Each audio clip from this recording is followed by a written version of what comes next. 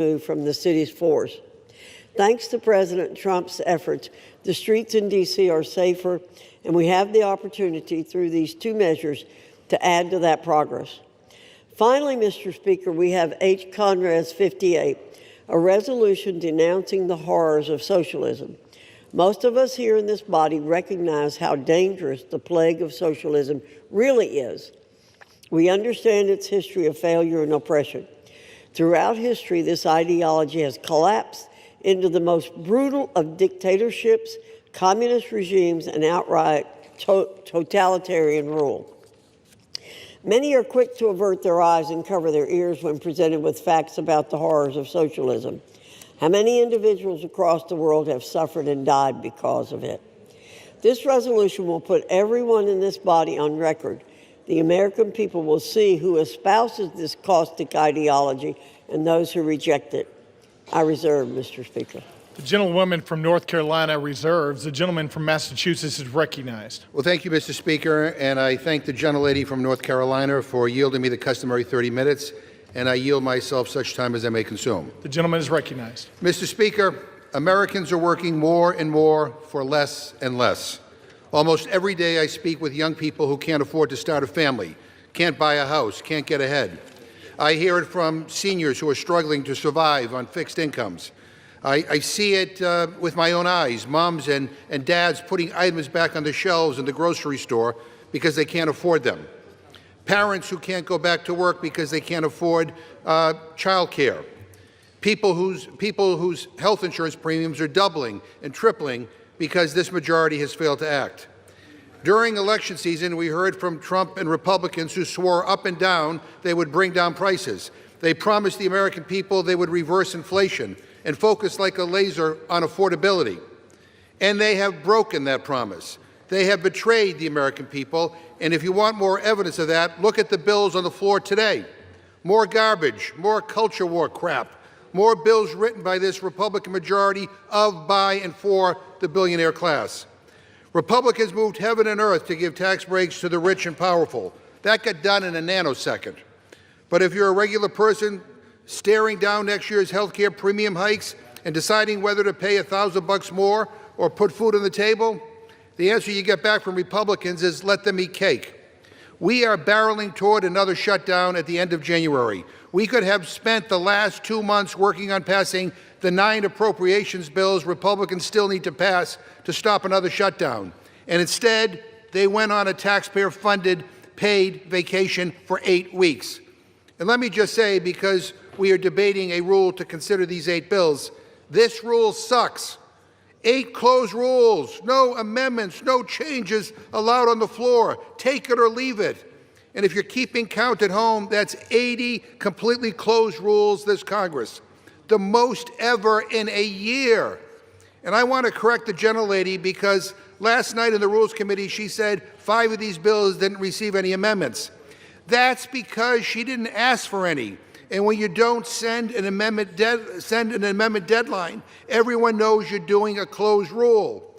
And I just want to say to my Republican colleagues, you have been complicit in these 80 closed rules nearly 9 out of 10 times. You, the majority party, have not been allowed to bring amendments to the floor.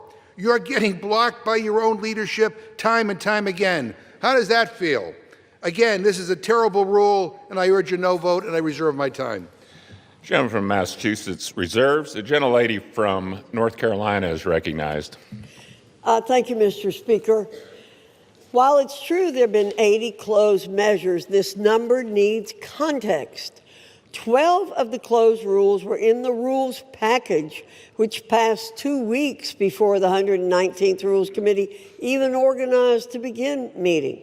Additionally, 25 measures were CRAs. They don't allow for an amendment. 16 were bills that received no amendments, meaning 41 measures were closed by definition.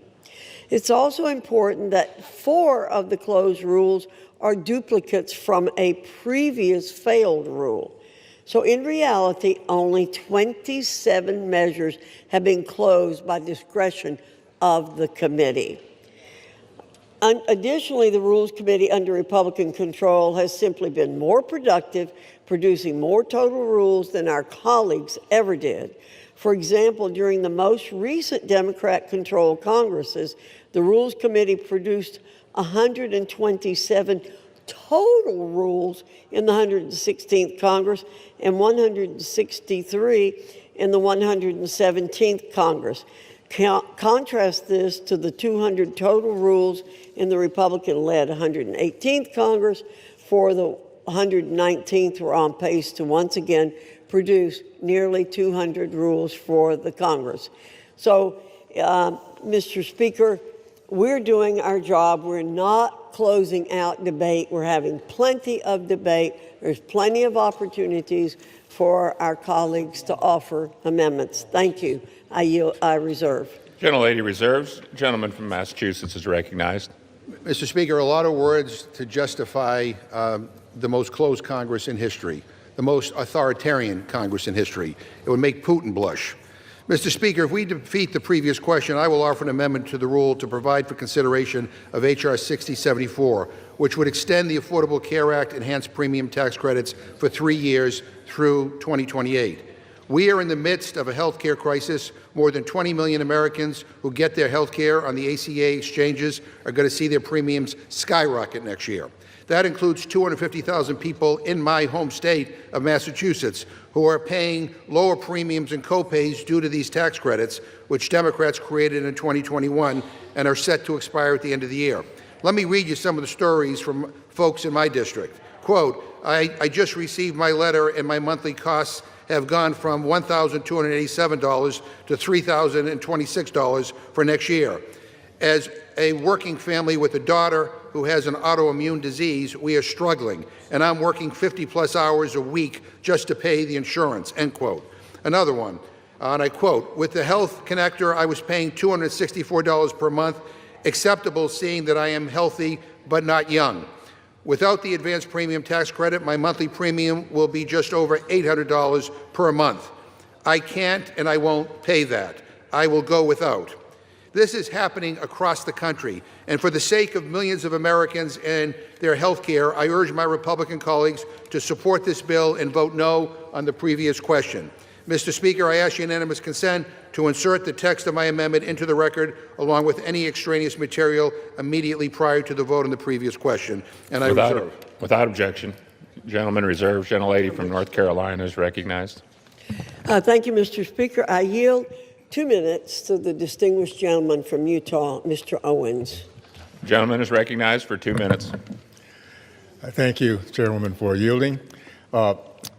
Speaker, after blatant obstruction and prolonged delay on the part of congressional Democrats for over 40 days, the House has returned to regular order. It's good to be back, and it's about time. Today, we're here to advance 8 separate measures that meet the demands of the American people and strengthen President Trump's successful America First agenda. My constituents voted for the dissolution of the Biden bureaucratic barrage and for the safety of their communities, from bolstering American energy dominance to upholding law and order, strengthening the criminal justice system in the nation's capital, to rejecting the failed ideology of socialism. House Republicans continue to deliver measurable and substantial progress. I urge my colleagues to support the rule and the 8 underlying pieces of legislation. Let's continue delivering wins for the American people. Thank you. I yield back. Gentleman yields back. Gentlelady from North Carolina reserves. Gentleman from Massachusetts is recognized. Mr. Speaker, shortly on the floor, Republicans are about to finally bring up the Massey Counter bill to release the Epstein files. We had to drag this leadership here kicking and screaming. And I appreciate their sudden and stunning change of heart on this issue. But I want to state for the record that the Republican leadership has tried to block this day for months and months and months. And I also want to state for the record that Donald Trump could release these files on his own, today, right now, right this very second. He doesn't need to wait for Congress to pass the bill. He could release the files himself, but he won't. That is why we are here, because he refuses to act. Meanwhile, the Republican majority has blocked transparency at every turn. They stonewalled in committee. the gentlelady from North Carolina and every Republican on the Rules Committee voted 9 times to block my amendment to release the Epstein files. 9 times. Republicans were so afraid of my amendment that Speaker Johnson shut down the Rules Committee and sent us home early in July. And then he refused to swear in a new member of Congress for weeks because she promised to be the 218th signature to force this bill forward. Only four Republicans signed the discharge petition. Every single Democrat signed on. In a few moments, I'm going to yield time to Representative Massey, who has been the Republican leader of this effort in the House, alongside Representative Khanna on the Democratic side. And here's why I'm doing that. This bill should be getting a full hour of debate on the floor. But Speaker Johnson, I guess at Donald Trump's direction, is throwing every procedural gimmick at the wall to see what sticks. And he's trying to limit debate on the floor because for some reason he is very, very afraid of talking about this. So that's why I'm donating a significant chunk of my time to members who have been silenced by the Speaker for the terrible crime of demanding truth and transparency. Now, if I had to guess, most Republicans will probably vote in favor of releasing the files. But they're not voting yes because their conscience changed. They're voting yes because Donald Trump tells most of them how to vote. And he realized he's lost on this one. He says the people who support this bill, quote, betrayed the entire Republican Party. Really? Really? How is accountability for a pedophile something Donald Trump campaigned on? How is that now a betrayal? This was his issue, his idea. He ran on releasing the files. And by the way, to those who say that Biden should have released these files, let me just address that right now. You're right. He should have. But he didn't make it his number one issue, and he's not the president right now. Donald Trump is. He could have released the files at any point over the last 11 months, but he has not. Republicans have had months to sign the discharge petition. They had months to bring this bill to the floor. But this leadership has chosen obstruction. They don't want to pass this bill. They don't even want to talk about it on the House floor. And so that's why debate matters. And with that, I reserve my time. Gentleman from Massachusetts reserves. The gentlelady from North Carolina is recognized. Thank you, Mr. Speaker. Let's be clear. Republicans don't oppose the full transparency of the Epstein files. We embrace the Oversight Committee's task of doing just that. We embrace Representative Massey's legislation here today by putting it up for a vote under suspension. I'll be voting for it.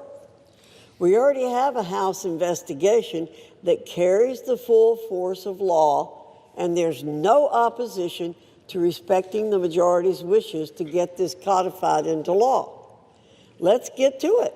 Let's get the vote and end these false debates, straw man arguments, and non sequiturs.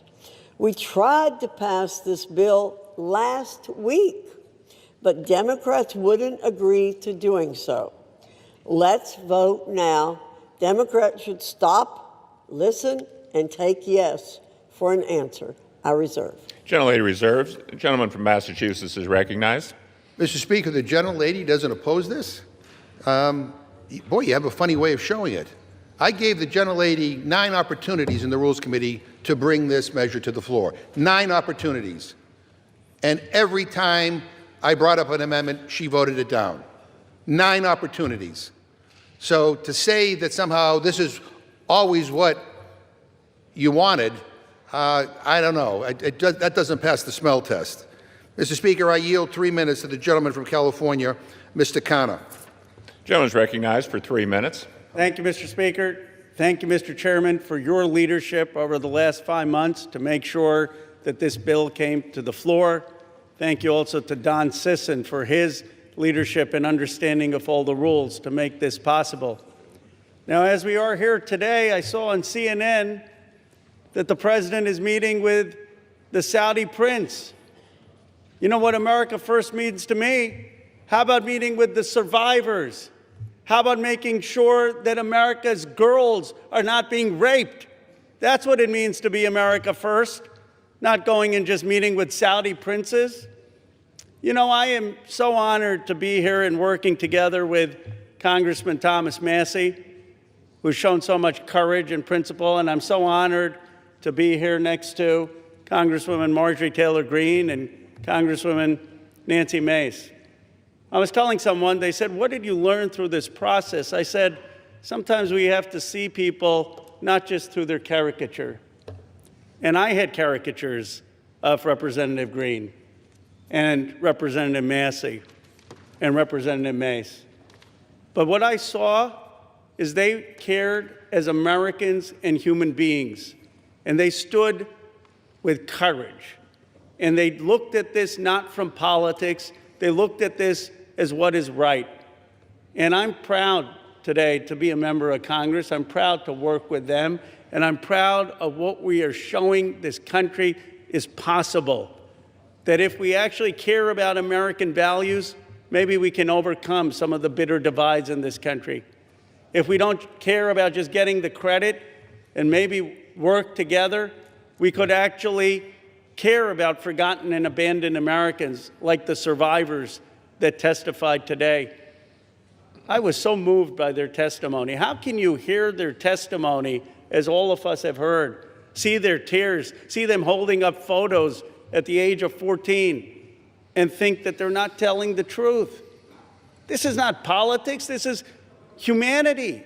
Sometimes we get into these chambers and we forget what happened, of how we grew up. Most of us, we grew up, we went to barbecue, we went to Little League games, we went to church or temple. We didn't fly around in private jets and go to a rape island. We didn't buy off politicians and tell them to keep quiet. We didn't think that it was normal to abuse or rape young girls. And then they're saying, well, we don't know if they were 18 or 22. Come on, it's rotten. Then they say, well, just care about the price of eggs, just care about the price of health care. You know what's more important than that? American values. These rich, greedy men abused American values. They abused what's sacred about this country. They abused what built this country. I yield the gentleman additional minute. And it is time that they're going to have a reckoning. The Epstein class is going to go. And the reason they're going to go is because the progressive left and the MAGA right and everyone in between is finally waking up against this rotten system. And when people are united, when people work across the aisle, amazing things can happen because the American people are kind and good and decent. So it's an honor, Congressman Massey, to have worked with you, and I salute particularly the courage of Marjorie Taylor Greene, Lauren Boebert, and Nancy Mace. None of this would have been possible without their courage in standing up on the petition and for what they did. I'll yield back. Gentleman yields back. Gentleman from Massachusetts reserves. Gentlelady from North Carolina is recognized.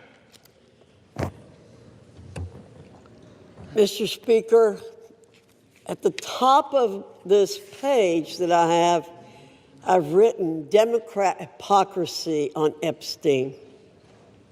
That's what we're hearing today.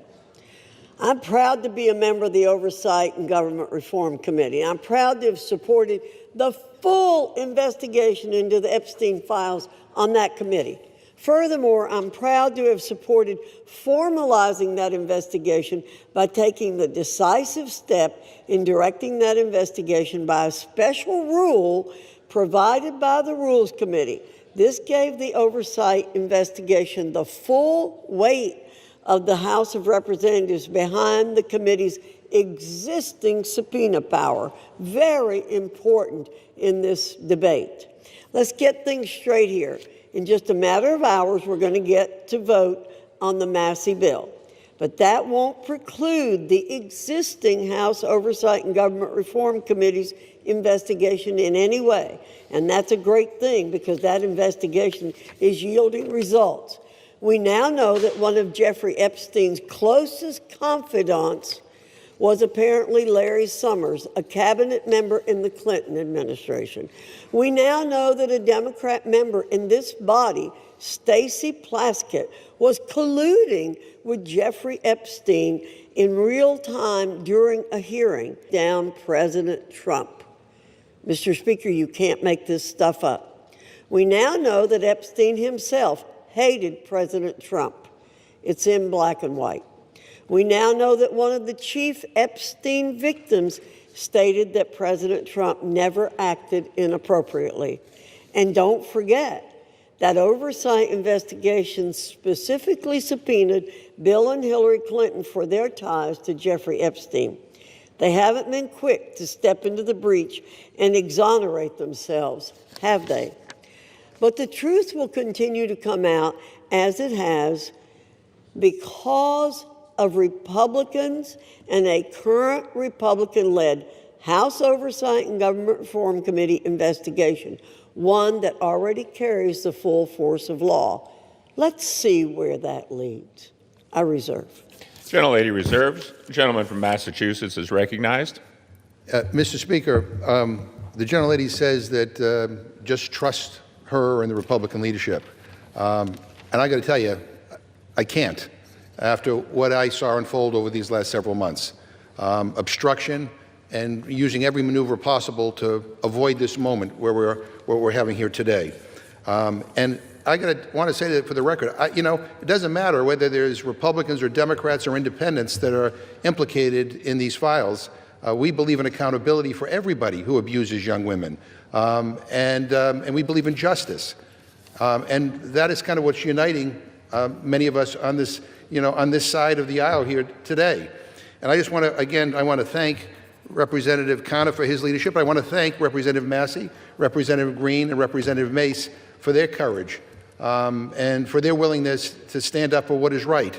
We don't agree on very much, but we do agree that there ought to be accountability when young women are abused, and so that's what this is about. So, Mr. Speaker, I ask unanimous consent that the gentleman from Kentucky, Mr. Massey, control the remainder of my time. Without objection. The gentleman from Kentucky is recognized. Mr. Chairman, may I inquire as to how much time I have? You have 17 minutes remaining. I yield myself 2 minutes. The gentleman is recognized for 2 minutes. Mr. Speaker, today's an extraordinary day in this chamber. If my colleagues will vote for this measure, we'll see justice triumph over politics. Truth will triumph over deception and obfuscation.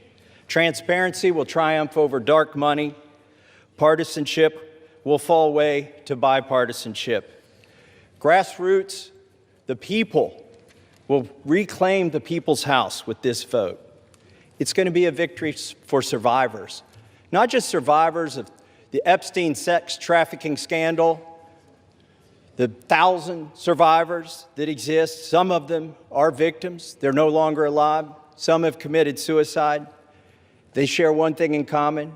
Their youth was robbed from them. Much of their lives were robbed from them, but they're claiming it back. We're going to help them claim that back. But it's not just a victory today, if this vote prevails for those survivors. It's a victory for every person, man or woman, boy or girl, who's been victimized sexually in this country. Anybody who's been a victim of sexual assault, or maybe they've been victimized by a family member. Maybe it's not a billionaire. But they're all waiting and watching to see what we do today. They're wondering, if I go to mom or dad, will anything happen? If I go to the sheriff, will anything happen? Well, we have a chance today to make something happen. Something that's not happened, something that should have happened decades ago, and that is to get justice for these victims and survivors and transparency for America. That's what this vote is about today. And I reserve the balance of my time. Gentleman from Kentucky reserves. The gentlelady from North Carolina is recognized. I reserve. Gentlelady reserves. Gentleman from Kentucky is recognized. I now yield 5 minutes to the gentlewoman from Georgia, Mrs. Green. The gentlelady from Georgia is recognized for 5 minutes. Thank you, Mr. Speaker. I proudly rise today in a bipartisan effort to release the Epstein files, finally, after 5 administrations have covered it up. Earlier today, I attended the press conference where the survivors, they're not victims, the survivors of Jeffrey Epstein's sexual abuse and sex trafficking told their stories. And they told stories about how it started back in 1990, 1996, and they continued on through the decades. And they told stories about how they told someone and tried to get help. They told the FBI, and they weren't listened to. And they told law enforcement, and no one did anything. And these women don't just number a few. These women number around 1,000 women. And they are victims of something that's unthinkable. And this should have never, ever happened. This was the biggest fight I think I've seen in Washington, D.C. This is my 5th year here. And this was a fight that we should have never had to wage. It should have been the easiest thing for every single member of Congress. It should have been the easiest thing for the Speaker of the House. It should have been the easiest thing for the President of the United States to release all the information, every single file, on behalf of these American women. These American women aren't rich, powerful elites. They do not have someone paying for their airline tickets or paying for their trips or paying for their expenses every time they try to do something to get this information out. These are your average Americans. And you want to know what the Epstein files represent, the cover-up represents to average Americans? It represents the failures of the federal government and Congress to the American people. And that is what people rose up about in 2024. They wanted and demanded transparency from their government and for Americans finally to be put first. And today, with this vote, we are finally putting these victims and these survivors of Jeffrey Epstein and the cabal of rich, powerful elites that expands not just here in the United States of America, but to other countries as well. We're putting them last. And that is exactly what Americans want. You see, for far too long, Americans have been put last. And they're sick of it. They're sick and tired of it. And this is why they don't trust Congress. This is why they don't trust the government. And here's the problem. All of these women who have suffered in shame for years and years and years, women who were terrified, women who were intimidated, women who were threatened, just like Virginia Giuffre. And now she's dead.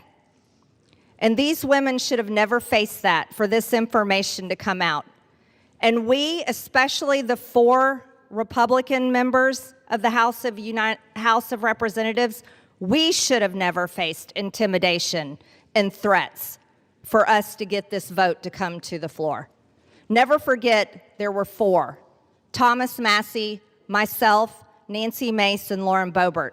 We had to sign a discharge petition, and we had to fight through intimidation, and we had to endure it for months to push that discharge petition finally to 218 to get this vote to come out. This is what the American people are sick of, and rightfully so. Now, where does this go from here?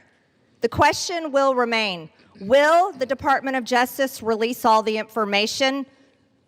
Will a judge in New York release the information? Will the CIA release the information?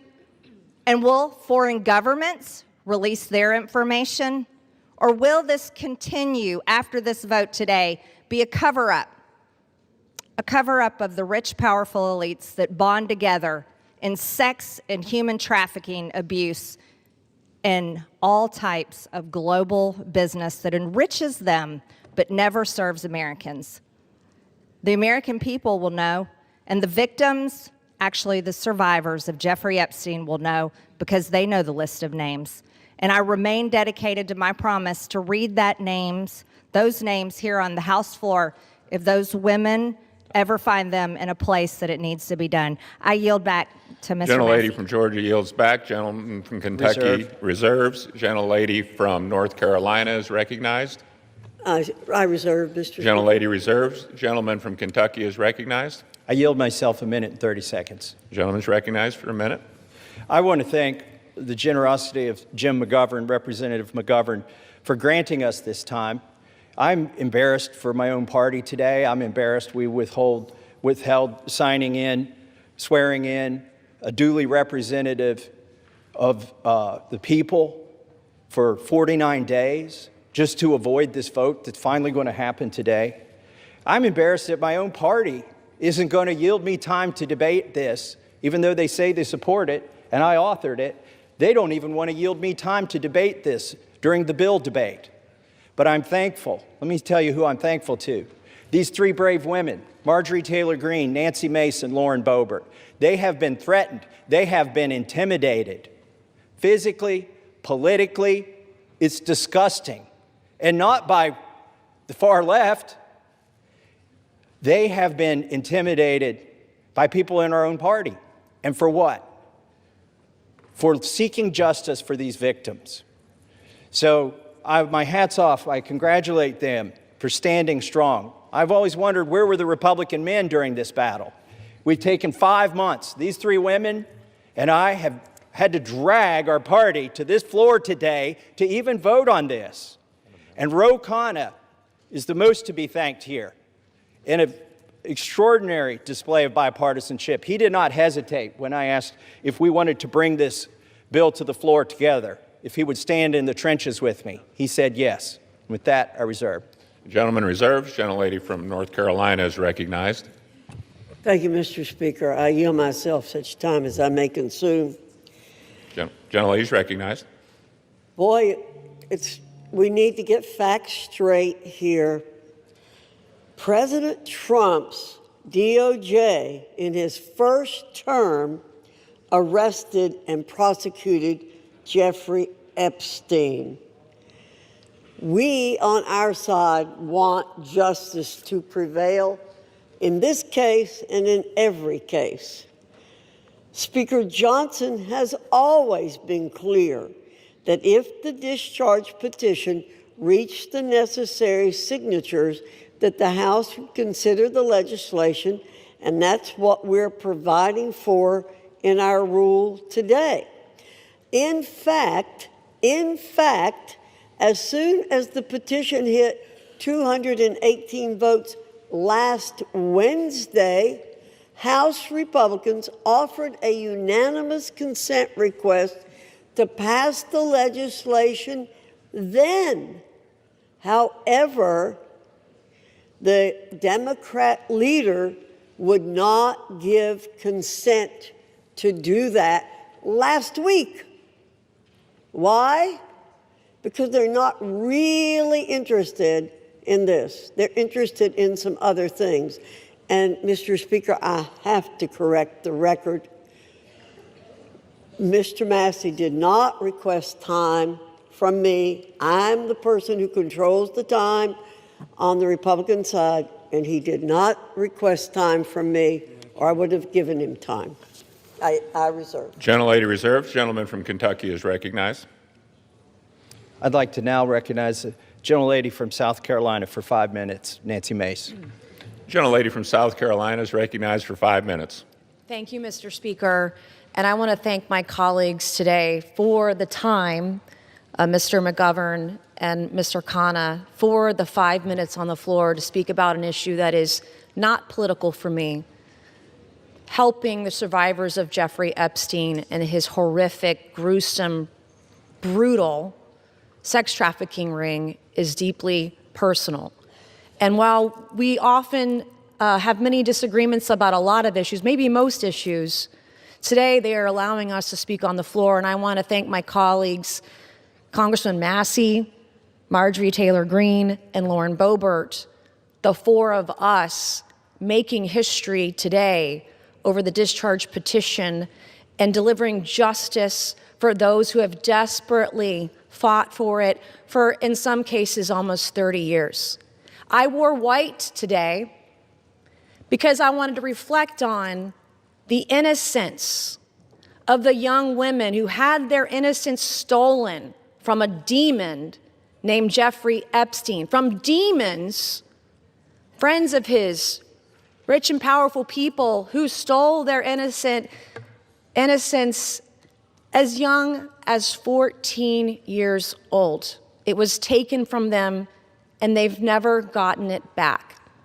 I'm also wearing white today to recognize the courage that it takes for women to come forward, the sacrifices to them personally, professionally, financially, the embarrassment, the humiliation, the shame that we still deliver on the backs of women who have been brutalized, who've been raped, who've been assaulted.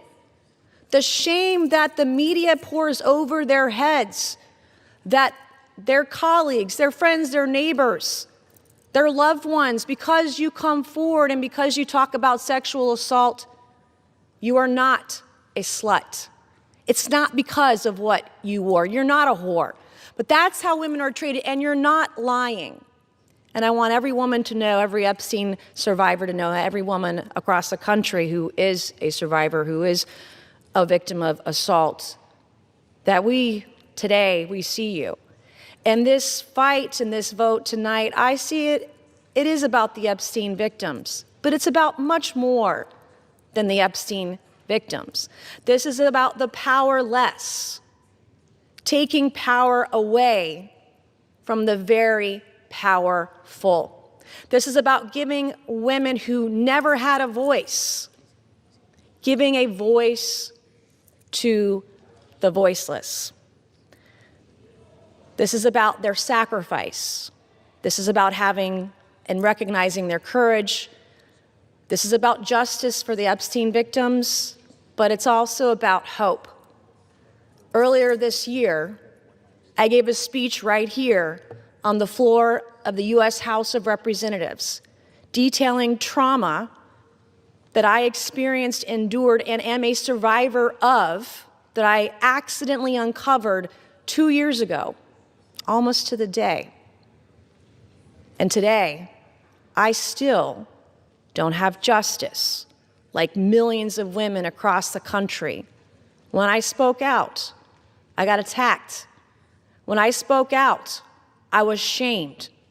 When I spoke out, I was defamed and smeared, and that goes on today, right now, in the present. God sure has a funny way of working through us. I, like many of the Epstein survivors and many other survivors across the country, I don't think I will ever heal from the destruction my abuser did to me. But I can heal by being a vessel and being a voice for all those who need it, and that's why we are here today. That is why I will never abandon a single survivor ever, and I will never waver. I spent my morning talking to law enforcement and others about another potential Jane Doe number 5, who may be another sexual assault victim in the case that I uncovered 2 years ago. It's very difficult for us to come forward, but I want to thank the women who have, the Epstein victims, the victims in the case that I uncovered. I want to thank all of you for being a voice, for giving me hope. Maybe one day I too can get justice. Thank you, and I yield. Gentlelady yields back. Gentleman from Kentucky reserves. Gentlelady from North Carolina is recognized. Thank you very much, Mr. Speaker. Our colleagues want Americans to believe that this discharge petition and underlying legislation are the be-all and end-all in this investigation. However, it's House Republicans who've worked tirelessly to achieve true justice for victims. To date, the significant information that has come out has come from the Oversight and Government Reform Committee. As a result of its issuing 13 subpoenas, we've released 65,000 pages of documents from the Department of Justice, the Epstein estate, which was not mentioned in the underlying legislation, former U.S. attorney, and others. Let me state again, the unanimous consent request to pass the legislation immediately last week was blocked by the minority leader. Full stop. If Democrats truly cared about finding justice immediately for victims, this legislation would have been passed last week. Instead, they want political theater to capitalize on. House Republicans, on the other hand, remain focused on truth, accountability, and delivering real justice for Epstein's victims, not political points. I reserve. Reserves. The gentleman from Kentucky is recognized. Mr. Speaker, may I inquire as to how much time I have remaining? Gentleman has 5.5 minutes remaining. I yield myself 3.5 minutes. The gentleman is recognized. Mr. Speaker, all that is necessary for evil to prevail is for good men to do nothing. And we've had a lot of good men doing a lot of nothing on the other side of the aisle until we did something. 3 brave women and myself and the Democrat caucus. We did something. And then what did they do? They've opposed us every step of the way. They've lied about the legislation.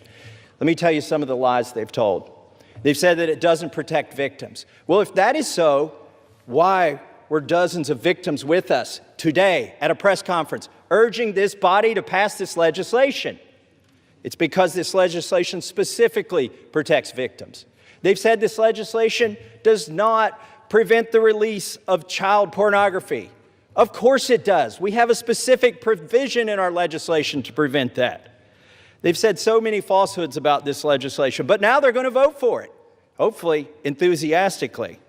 But really, they've been drugged to this. Our judicial system is broken. If it were working, there wouldn't be 1,000 victims who haven't seen justice yet. They are victims of the Epstein class. I begrudge nobody success that they become a billionaire. But if you think being a billionaire or buying politicians keeps you out of the judicial system, lets you rape young women, lets you traffic women, you've got another thing coming when this bill passes. Do not let the Senate muck this up. There have already been efforts to derail this, our discharge petition. The Oversight Committee has released thousands, tens of thousands of documents. That's fine. Keep working. How many names have you released? 0. You are still protecting, or the DOJ is protecting, pedophiles and sex traffickers. The time for that to stop is now. Now, our Speaker says, oh, this bill needs amended in the Senate, and specifically, he's trying to create a loophole. He's trying to categorize the pedophiles as victims. He's saying, oh, we don't embarrass the people that went to the rape island. We should protect those names against unreliable accusations. Is he calling all of these victims unreliable? They've testified to the FBI. The FBI has these names in their possession. I asked the FBI director in a hearing, have you looked at the documents? No, he trusts everybody that's been there for decades. That is wrong. Do not let the Senate muck this bill up. And if you're a party to that in the Senate, you are part of this cover-up that we are trying to expose. I am sorry if one of your billionaire donors is going to get embarrassed because he went to Rape Island. That is what they have coming. In fact, they need to be on the other side of bars, a lot of them. Some of them will be embarrassed, but some of them need to go to prison, and the survivors know that. So how will we know if this bill has been successful? We will know when there are men, rich men, in handcuffs being perp-walked to the jail.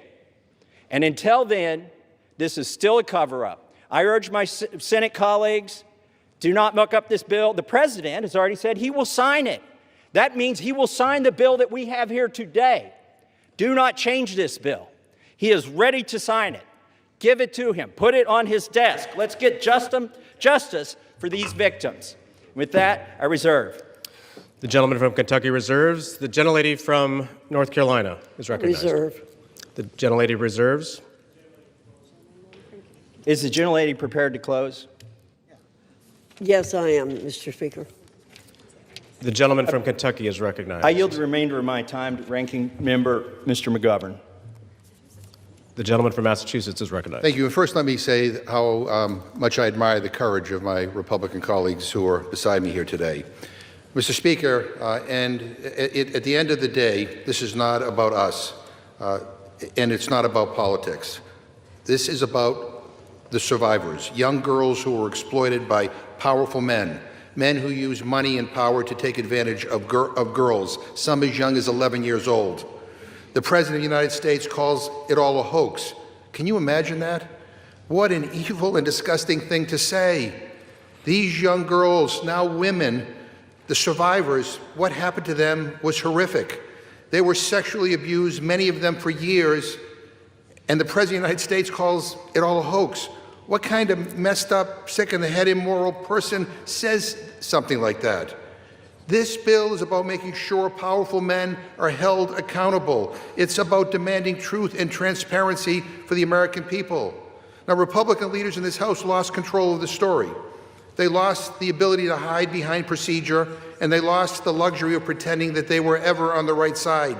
The American people see it, survivors see it, and history will see it. And listening to the Speaker of the House's press conference today, I mean, it sounds like he basically wants to kill this whole thing. He's trying to obstruct and derail the process. Why the hell is he fighting so hard to do the opposite of what the survivors want? What an awful, awful thing to do. So let us release the files. Let's give survivors the transparency they've long been denied. Let us take back power from the rich billionaire elites who think they can do whatever they want with no justice or accountability. And let's remember exactly who had to be dragged here under duress and who stood up from day one demanding the truth. And with that, I yield back. Members are reminded to refrain from engaging in personalities towards the President. The gentleman yields back. The gentlelady from North Carolina is recognized. Thank you, Mr. Speaker. Mr. Speaker, those of us who did not sign the discharge petition are just as concerned about the victims, or if you, as some are calling them, survivors, as our colleagues who signed the discharge petition. We share contempt for anyone who abused anyone else.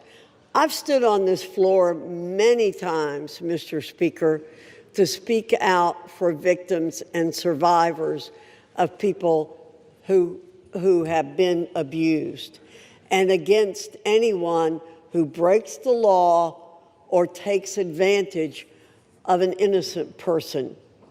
We will not be characterized as insensitive to that.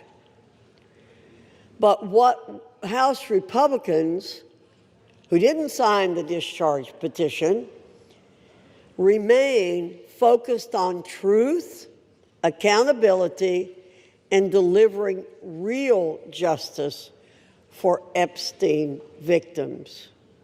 Again, I'll point out that it was under President Trump's Department of Justice that Jeffrey Epstein was arrested and tried. We have not tried to avoid this situation. We want things done the right way. We want maximum justice for these victims and survivors. Our rule today simply expedites consideration of the Massey-Khanna legislation. And as I said, we would have liked to have seen it pass last week when we gave an opportunity for it, but it was blocked by the Democrat minority leader. I ask for support for this rule, the underlying legislation. With that, I urge my colleagues to vote yes on the previous question, yes on the rule, and Mr. Speaker, I yield back the balance of my time and move the previous question on the resolution. The gentlelady yields back the balance of her time. The question is on ordering the previous question on the resolution. Those in favor say aye. Those opposed, no. In the opinion of the chair, the noes have it. Mr. Speaker, what request purpose the does it- yeas and nays. The yeas and nays are requested. Those favoring a vote by the yeas and nays will rise. A sufficient number having risen, the yeas and nays are ordered. Pursuant to Clause 8 of Rule 20, further proceedings on this question will be postponed.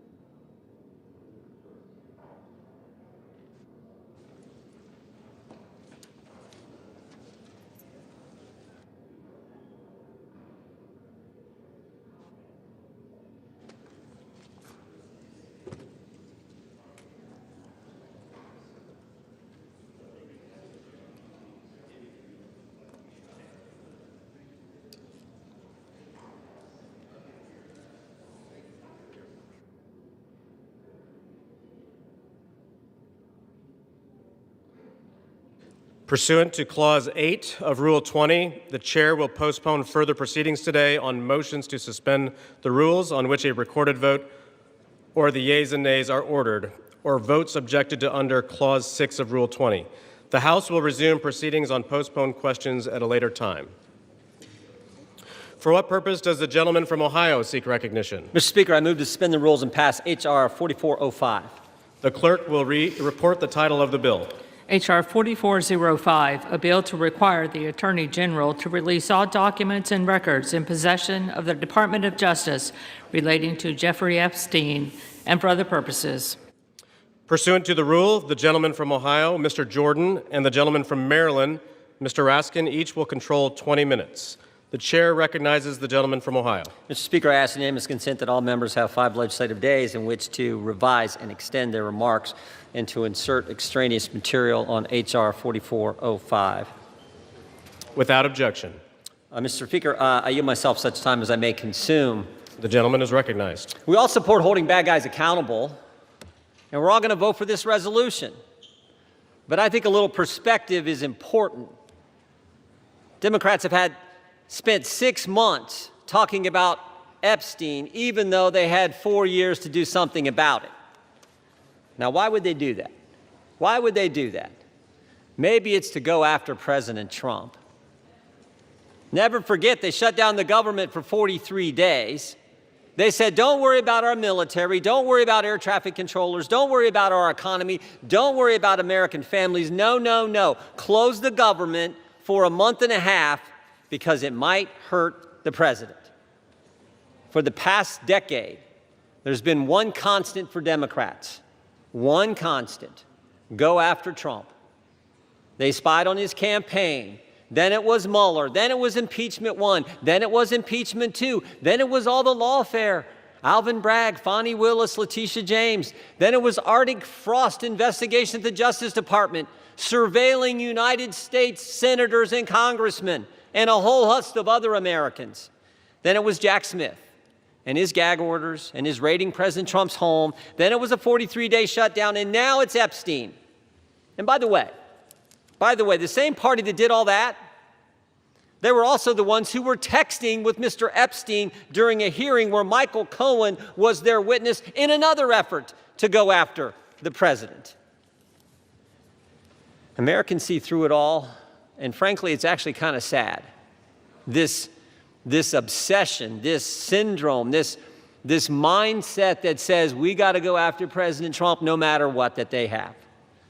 And I actually, when I think about it, I think it's because President Trump and Republicans have accomplished so much that they told the voters they were going to accomplish in the 2024 election.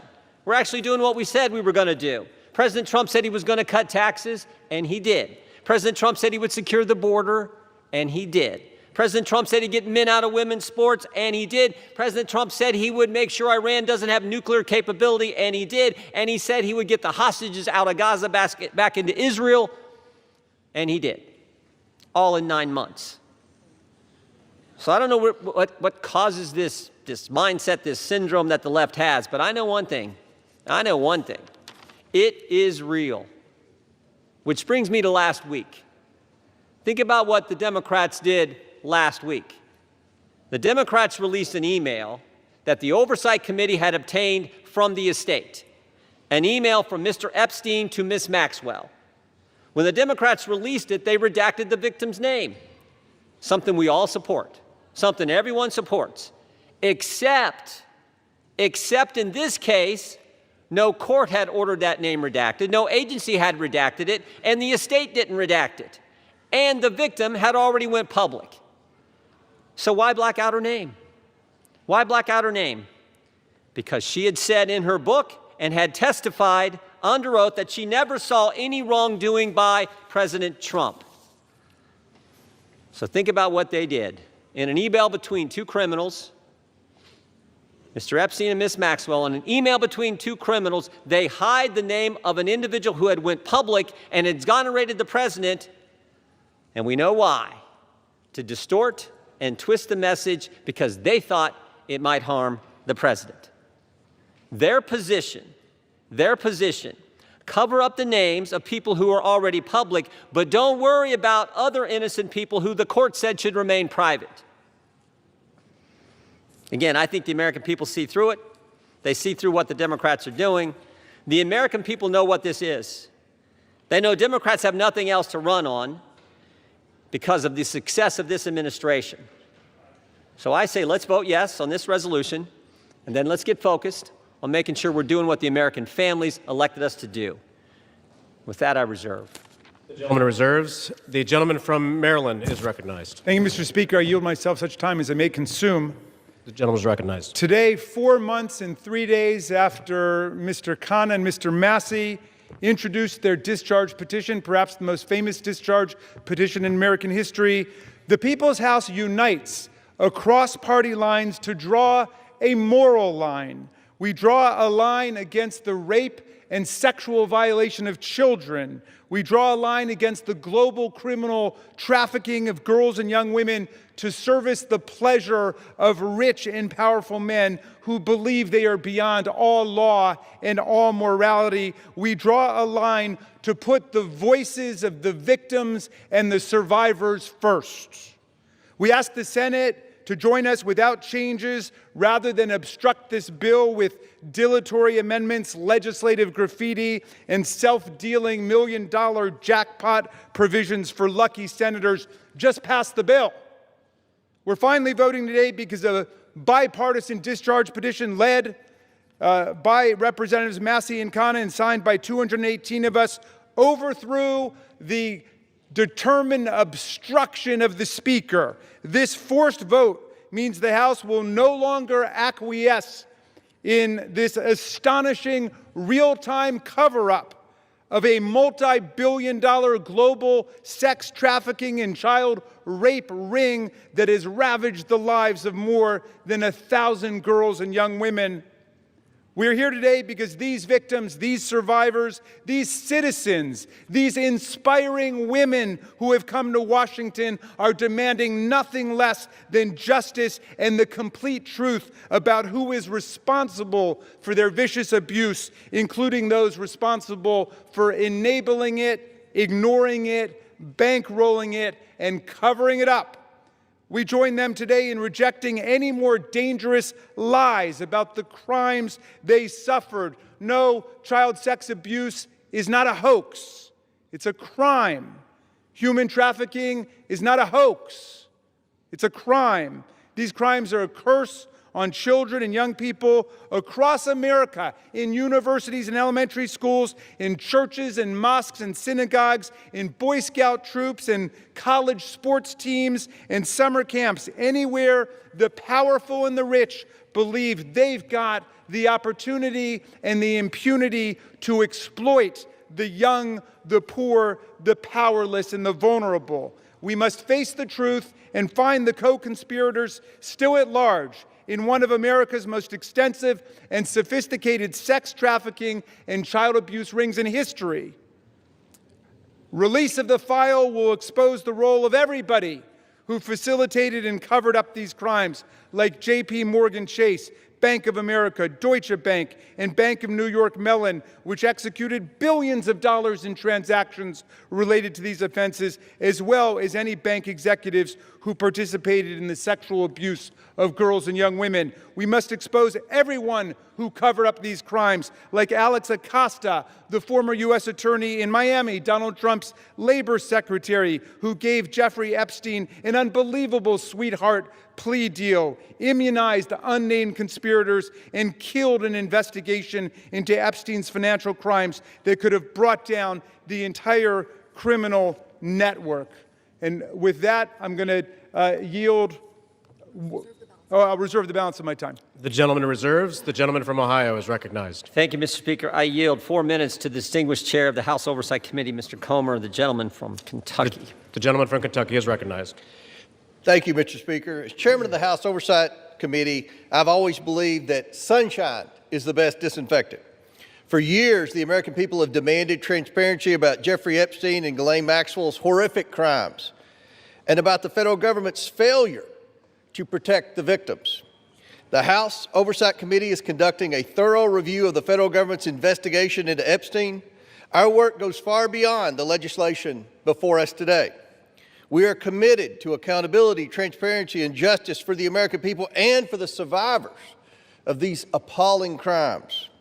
To date, the Oversight Committee has released more than 65,000 pages of documents, issued 13 subpoenas, and conducted interviews with 2 key witnesses, both of whom were Republicans. The Trump administration has provided us with Department of Justice materials and access to suspicious activity reports. Unfortunately, throughout this investigation, Democrats have chosen to manufacture yet another anti-Trump hoax instead of pursuing justice. They have mischaracterized witness testimony and selectively released documents complete with targeted redactions in an effort to smear President Trump. For example, former U.S. Attorney General Bill Barr, who oversaw the 2019 Epstein investigation, stated clearly under oath that the prosecution team found no evidence that President Trump committed wrongdoing. Despite this simple and straightforward fact, Ranking Member Robert Garcia, moments after that deposition, tiptoed out and publicly claimed that, quote, Barr could not clear Trump of wrongdoing. That was a lie, and we have the transcript to prove it. I invite the media to read the transcript. When the Oversight Committee interviewed former U.S. Attorney for the Southern District of Florida, Alex Acosta, Democrats whipped themselves into a frenzy trying to manufacture a gotcha moment, but they failed. Mr. Acosta dismantled the Democrats' narrative. His testimony confirmed there was no contact between President Trump and Mr. Acosta and no connection between President Trump in the Epstein case. Next, Democrats resorted to selective leaks and doctored documents to mislead the American people. Oversight Committee Republicans have posted 65,000 pages of documents we have received to date. Democrats, by contrast, have released fewer than 1 dozen. In their latest selective leak, Democrats released just three of the 23,000 pages of documents from the Epstein estate. And they made redactions to 2 of those emails that changed both the context and the meaning of the 3 pages they released. When CNN called them out for their deceptive redactions, Representatives Stansbury and Crockett tried to blame Republicans for their own edits, for the Democrat Oversight Committee edits. After Democrats released only 3 emails, Republicans released over 23,000 pages. And what did Democrats say in response when we released every single document that we got? They claimed full transparency was meant to, quote, disorient or distract from their manufactured narrative. These are the same Democrats who chant, release the files every day until the files contradict the story they want to tell. That is the definition of hypocrisy. In contrast, full transparency exposed how Epstein appears to be TDS patient zero. The emails reveal a journalist coached Epstein to blackmail then presidential candidate Donald Trump. We'll yield an additional minute to the chairman. The gentleman is recognized.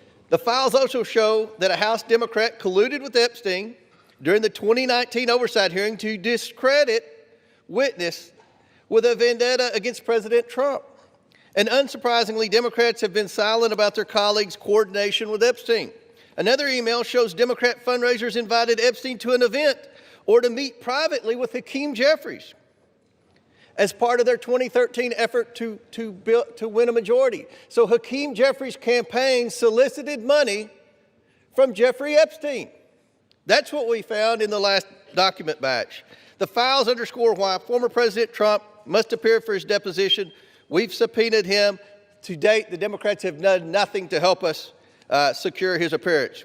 I support full transparency. The Oversight Committee will continue to work to get the truth to the American people and to get justice for the victims. That's our goal of this investigation. With that, I yield back. The gentleman yields back. Yeah, Mr. Speaker, we reserve. The gentleman reserves. The gentleman from Maryland is recognized. Thank you, Mr. Chairman.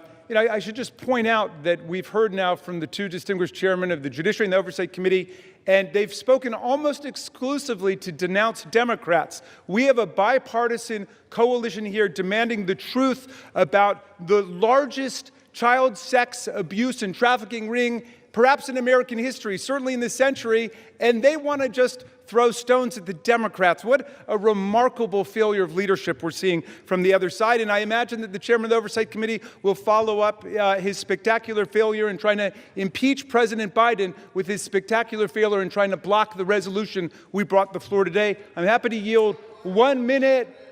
Excuse me, you're not recognized, whoever's speaking. And I'd like to yield 1 minute to the very distinguished minority leader on the House Oversight Committee. The gentleman is recognized. Thank you. And Mr. Speaker, it's wonderful to hear Republicans and certainly the chairman of our committee finally wanting transparency on this issue. It is time to end this White House cover-up now. Now, we know that Donald Trump has tried everything to kill our Jeffrey Epstein investigation, and he's failed. And now he's panicking. He's about to lose his Epstein vote to force the Department of Justice to release the files. And let's be crystal clear. Trump has the power to release the files today. He does not even need a vote. And he continues to defy the subpoena of the Oversight Committee to release all the files. What is Donald Trump hiding? What is Pam Bondi, the Attorney General, hiding? Why won't they release the Epstein files right now? And he must explain to the public why he moved sex trafficker and monster Ghislaine Maxwell to a cushy, low-security prison after her interview with Trump's personal lawyer. He should declare, and every Republican should say, that she does not deserve a pardon or a commutation. The gentleman's time has expired. 30 more seconds. I grant him 20 more seconds. We don't care how much money you have, what party you're in, how powerful you are. We should get justice for the survivors of Jeffrey Epstein. And our work on the committee is not over. Next up are the bank and financial records to follow and expose Epstein's network. Today, there should be a unanimous vote on releasing the files, and we will get justice. And with that, I yield back. And we reserve. The gentleman reserves. The gentleman from Ohio is recognized. Thank you, Mr. Speaker. I yield a minute and a half to the distinguished gentleman from California and member of the Judiciary Committee, Mr. Kiley. The gentleman from California is recognized. I have consistently called for the maximum possible level of transparency when it comes to the heinous crimes of Jeffrey Epstein. That's why I've consistently said I am inclined to vote for this bill, and it's why I will be doing so today. The victims deserve the truth. They deserve justice, and they deserve closure. For months, they've had to wake up every day and see the name of their tormentor on the front page of every newspaper, on every TV channel, as has the broader American public. This issue has been so politicized by so many people in so many ways, which is deeply unfortunate when we're talking about matters of the highest sensitivity and untold suffering. It is my hope that the passage of this resolution today, together with the work of the Oversight Committee, will lead to the expeditious release of all pertinent material so that we can move on. Let's get accountability, let's get answers, and let's get this over with. I yield back. The gentleman yields back. The gentleman reserves. Yeah, we reserve. The gentleman from Maryland is recognized. I yield 1 minute to the very distinguished gentlelady from Washington, a member of the Judiciary Committee. The gentlelady from Washington is recognized. Mr. Speaker, thousands of girls, children, were abused by Jeffrey Epstein and his massive and powerful ring of pedophiles and protectors of pedophiles. We can't say all their names here. We don't have time. But let's at least bring a few of the courageous survivors and their names onto the House floor right here as we debate this. Haley Robson, Jenna Lisa Jones, Michelle Licata, Ashley Rubright, Annie Farmer, Marina Lacerda, Rachel Benavides. These women have carried a burden that they never should have had to bear. And today they demand, we demand, the American people demand that we answer their clarion call to justice. Today, despite all the giant cover-up attempts by this administration and this Speaker of the House, we will vote to release all the Epstein files. To be clear, there is no protection for pedophiles, no protection for the rich and powerful men of either party who participated, who turned a blind eye, who winked and grinned while witnessing the horrific abuses of young children. Release all the damn files now. We reserve. The gentleman reserves. The gentleman from Ohio is recognized. Thank you, Mr. Speaker. I yield a minute and a half to the distinguished gentleman from North Carolina and member of our committee. The gentleman is recognized. Thank you, Mr. Speaker. I have been very supportive of this effort, specifically to bring justice to the victims of this horrific series of crimes. However, I have worked behind the scenes to raise concerns with this petition as it is currently drafted. Specifically, I believe that there is grave risk at harming innocent people. And I repeat, harming innocent people. When innocent people are harmed, that is not furthering justice. With an investigation of this size and a file that is as large as the Epstein files and as poorly defined as that is in this petition, there will invariably be people who are released pursuant to this discharge petition who had nothing to do with criminal activity. Imagine, if you will, a bellman, a waiter, some type of doorman, a mere social attendee who had no impact whatsoever on the criminal activities of Jeffrey Epstein, no participation. Their lives are forever ruined. And I'm reading specifically from the petition's language that prohibited grounds for withholding information in this file are embarrassment, reputational harm, or political sensitivity. And I would just submit, if you were going to be embarrassed, if you were going to suffer social harm, and that is all of the encompassed activity that you were a part of, you will be named in this petition. And I resent that. Innocent people should not be harmed when we are pursuing justice. I understand the political nature of this petition. I resent the fact that there was not room for good faith amendments. And I urge the Senate to protect innocent people. I yield back. He yields back. The gentleman reserves. The gentleman from Maryland is recognized. Thank you. I'm yielding 1 minute to the distinguished gentlelady from California, Representative Kamlager Dove. The gentlelady from California is recognized. Mr. Speaker, 1 in 3 women and girls around the world are physically and sexually assaulted each year. Of the 152 women in this body, that means 51 women. It includes your daughters, your sisters, your nieces, your mothers. And with the Epstein files, we have a chance to change that. But real talk, the administration doesn't need a discharge petition. It has not complied with the subpoena, and it has the power to release the files today. Instead, the man in the most powerful position in the world has used the full weight of the government to block and obfuscate and deflect the full release of the files. It is the same person who intimidated female members of Congress to withdraw names from the petition, who responded quiet piggy to a female reporter who asked about the files, and who nominated an alleged sexual predator to be our AG. It is the same person whose name appears more than any other in the Epstein emails. Is the worst of the worst, so why protect him? It's also curious that the judiciary is managing this debate and has not even had this come before the committee. I wonder why. Release the files now. We reserve. The gentleman reserves. The gentleman from Ohio is recognized. Thank you, Mr. Speaker. I yield 2 minutes to the gentleman from Texas, Mr. Roy, chairman of the Constitution Subcommittee. The gentleman from Texas is recognized. I thank the chairman. Today, a united Republican Party and a bipartisan supermajority is going to pass a bill to increase transparency regarding the egregious abuses by Jeffrey Epstein, a goal that anyone of conscience desires. That is, in totality, an important statement to check the rich and the powerful. Remember how we got here. After decades, it was President Trump's Department of Justice that indicted Jeffrey Epstein in July of 2019. It was President Trump's DOJ that arrested and indicted Ms. Maxwell.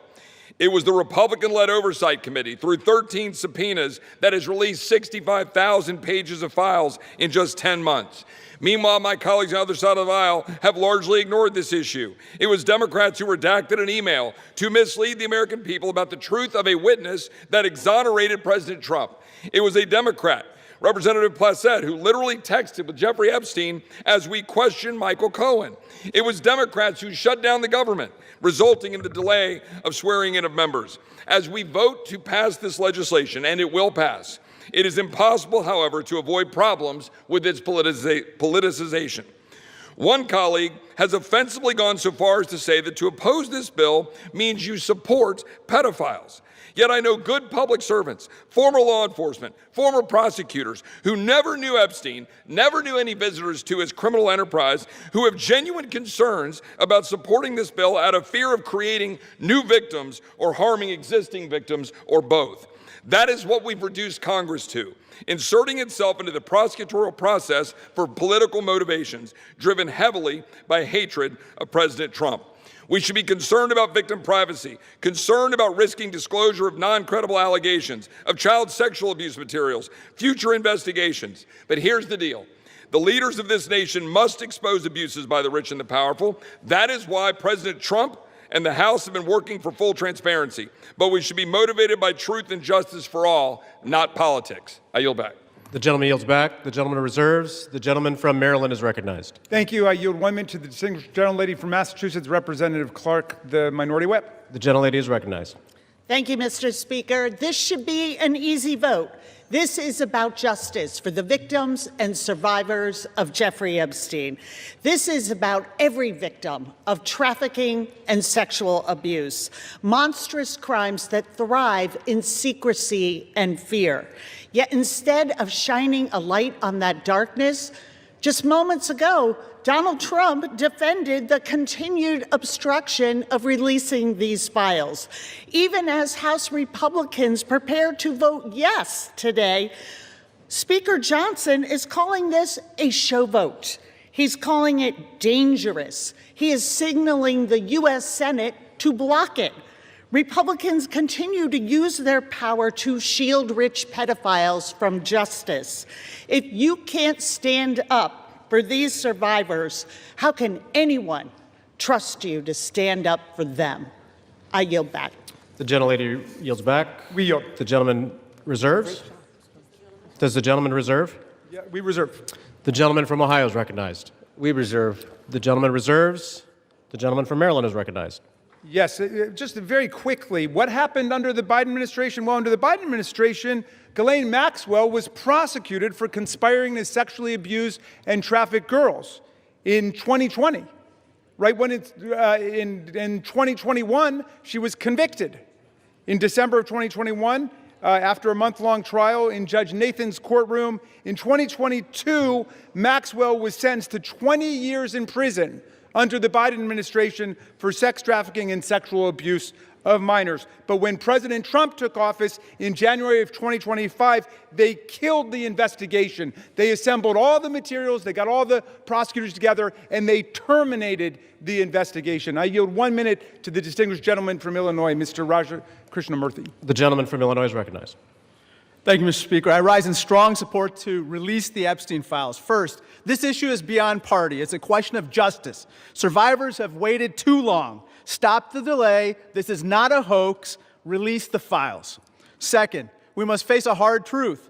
Silence that shields the powerful is a betrayal of those they hurt.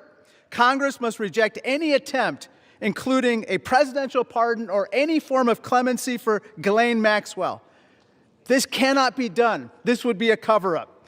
We cannot allow clemency of any kind for Maxwell, not now, not ever. Survivors deserve justice. I urge a strong yes vote. Thank you. I want to thank the gentleman for his eloquent remarks. Pardons are for people who are contrite. Pardons are for people who are repentant. Pardons are not for people who lie. Every member of this body should immediately, verbally, vocally denounce the idea of clemency, commutation, or pardon for Ghislaine Maxwell, and we reserve. The gentleman reserves. The gentleman from Ohio is recognized. Yeah, we reserve, Mr. Speaker. The gentleman reserves. I yield 30 seconds to Ms. Leisure Fernandez. The gentlelady is recognized. There were thousands of girls and young women abused, trafficked, and used by Epstein, the elite and the powerful who believed they could get away with it. Epstein told the young victims that he controlled the banks and the government. Those women refused to be silenced, and today they have pierced the dark with their light. Anytime any girl is trafficked, molested, or abused, the world must stand up. Today, the House proves Jeffrey Epstein wrong. The Senate must do the same tomorrow. The gentleman reserves. The gentleman from Ohio is recognized. Thank you, Mr. Speaker. I yield 2 minutes to the gentleman from California. 1.5 minutes to the gentleman from California. The gentleman from California is recognized. I thank you, Chairman. Mr. Speaker, a minute and a half or an hour, the words would still have to be the same. We've all said that this will pass the House, perhaps unanimously today. I think all of us who have looked at the details of this particular bill know that it is flawed and that before it goes to the President's desk, it has to be amended as it can be amended in the Senate. And we call on the Senate to amend it so that we protect the innocent, so that we have the provisions that were intended perhaps to be in this bill but are not properly written. With that, President Trump has said, get it to his desk, he will sign it. President Trump has said he will do it. But I'm going to say to all of us, it is also important that we remember that Epstein is dead, but people live on, people who were innocent, people who in fact should not be named. We're not talking about the rich and the powerful. We're talking about the very victims. That is what we need to make sure is amended before it goes to the President's desk. And with that, I thank the chairman for his time. I think no more needs to be said that this body will vote for it all, but let's not kid ourselves. It has to be changed so that it properly protects both the tradition of the grand jury and clearly those innocent people that would otherwise be swept up. And I yield back. The gentleman's time has expired. The gentleman yields back. Reserve. The gentleman reserves. The gentleman from Maryland is recognized. This whole bill is about protecting the innocent. Mr. Speaker, the Senate must pass the bill as we are passing it today and as the President has said he would sign it after changing his position on the bill over the weekend when he could see the tidal wave of public opinion moving against him. Let's pass this bill, pass it in the Senate, sign the bill, and let us go ahead and release the complete file. I yield 30 seconds to the distinguished gentlelady from Arizona, Representative Ansari. The gentlelady is recognized. Mr. Speaker, the walls are closing in on Donald Trump and his rich and powerful friends who either abused or raped children or were enabling and complicit in these heinous crimes for decades. This vote today matters, but here is the truth. Donald Trump could direct the Department of Justice to release the files today. He is choosing not to. They are already under subpoena, led by Oversight Democrats, and have refused. This is an ongoing cover-up by the Trump White House, and Mike Johnson in the House has been complicit. What is Trump hiding? Why not release the files today? This is a time has expired. Release the files today. Thank you. The gentlelady's time has expired. The gentleman reserves. The gentleman from Ohio is recognized. Thank you, Mr. Speaker. I yield 2 minutes to the distinguished gentleman from New Jersey, Mr. Van Drew. The gentleman from New Jersey is recognized. Today I want to talk about hypocrisy. Let me be clear. I was from Jumpstart, a co-sponsor of this very bill. From the beginning, we should never protect pedophiles. But for months, my Democratic colleagues have done what they think is politically convenient through all the yelling, through all the tears, through all the sadness. They say releasing the Epstein list is of grave concern to them. If that was true, where were they during the 4 years of the Biden presidency? Why didn't they demand the release of these files from Jumpstart in year 1? Mr. Speaker, why didn't they ask for them in year 2?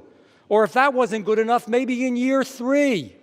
They had control, or not even in his final year of office. Other than a single letter the ranking member wrote in 2019, a single letter, not one Democrat on the committee spoke out about Epstein or his victims of this very terrible tragedy, other than to say that he didn't like the plea deal. Let me say this. When they stand here today insisting how badly they want these files released, why didn't they do it? Yet they stayed silent for year after year after year after year under Joe Biden. It's impossible. Mr. Speaker, it is impossible to see that as genuine. What I see is a group more focused on scoring political points and drama than on protecting abused children. The record is clear. Under Republicans, far more information has been released in the last 6 months than was done during all 4 years of the previous presidency under Joe Biden. We've actually been the party of transparency. We've released the information. We've told the truth. Unfortunately, and I'm sad to say it, they have been the party of hypocrisy. Mr. Chair, I yield back. The gentleman yields back. The gentleman reserves. The gentleman from Maryland is recognized. You know, I've never heard a more defensive presentation in my life than what we're hearing from over there. The gentleman should spend a little less time pointing out hypocrisy and a little more time trying to ferret out cruelty, humiliation, and rape. And that's what we're working on. I yield 30 seconds to the distinguished gentleman from California, Mr. Min. The gentleman from California is recognized. I want to remind you that we are all here voting on this bill because President Trump, who has the power to release the Epstein files at any time, has refused to do so, calling this a hoax. We're here because Speaker Mike Johnson and President Trump have gone to extraordinary lengths to try to kill and delay the discharge petition, including refusing to seat Adelita Grijalva for over 40 days and threatening House Republicans who signed on. Now, several of my Republican colleagues have accused those of us House Democrats who support justice here of having Trump derangement syndrome. You all suffer from something much worse, which is pedophile protection syndrome. Stop protecting pedophiles. Release the Epstein files. The victims deserve justice. I yield back. We reserve. Members are reminded to direct their comments to the chair. No kidding. The No. gentleman from Maryland reserves. The gentleman from Ohio is recognized. We reserve. The gentleman from Ohio reserves. The gentleman from Maryland. I'm yielding 30 seconds to my friend, Representative Walkinshaw from Virginia.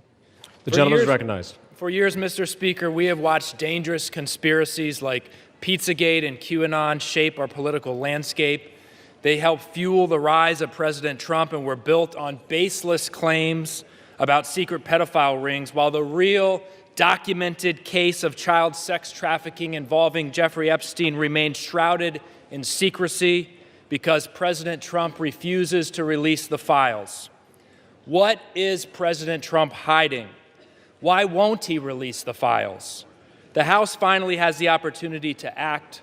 Release the files and let the American people see the truth. I yield back. The gentleman yields back. We reserve. The gentleman reserves. The gentleman from Ohio is recognized. We reserve. The gentleman reserves. The gentleman from Maryland is recognized. Granting 30 seconds to the very distinguished gentlelady who is finally with us, Representative Adelita Grijalva from Arizona 7th. The gentlelady is recognized. Thank you. Mr. Speaker, I rise today to acknowledge the survivors, family members, and advocates who are here today and have never given up. The legislation in front of us, at its core, is about something very simple.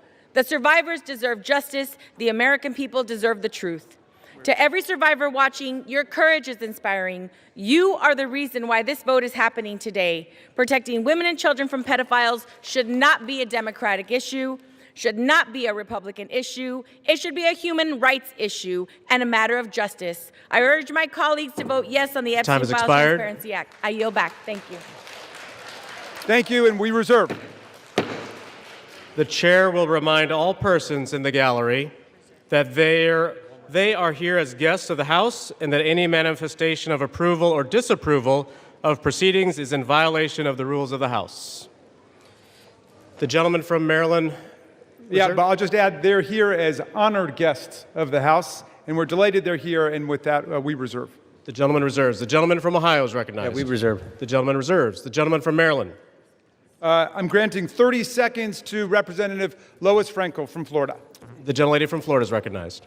Mr. Speaker, for far too long, the survivors of Jeffrey Epstein's abuse were failed by a justice system that minimized their suffering and prosecutors who treated young girls as if they were criminals. That was wrong, and I am here with my colleagues to promise this. We will get to the bottom of why the Epstein survivors were treated so badly, who made those decisions, and who were they protecting. No more secrecy, no more excuses. We all deserve the truth, and I thank the survivors for their courage and perseverance. Your voices are being heard. The gentlelady yields back. The gentleman reserves the balance of his time. The gentleman from Ohio. Thank you, Mr. Speaker. I yield 1 minute to the distinguished gentleman from the great state of Louisiana, the Speaker of the United States House of Representatives, Mr. The gentleman from Louisiana is recognized. Thank you, Mr. Speaker. Thank you, Chairman Jordan, for doing such an extraordinary job on all of this. For 43 long days, the Democrats held this House and the entire country hostage.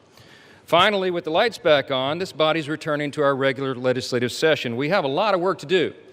My colleagues on this side of the chamber are ready and eager to get back to our urgent legislative work that we promised the American people we would do.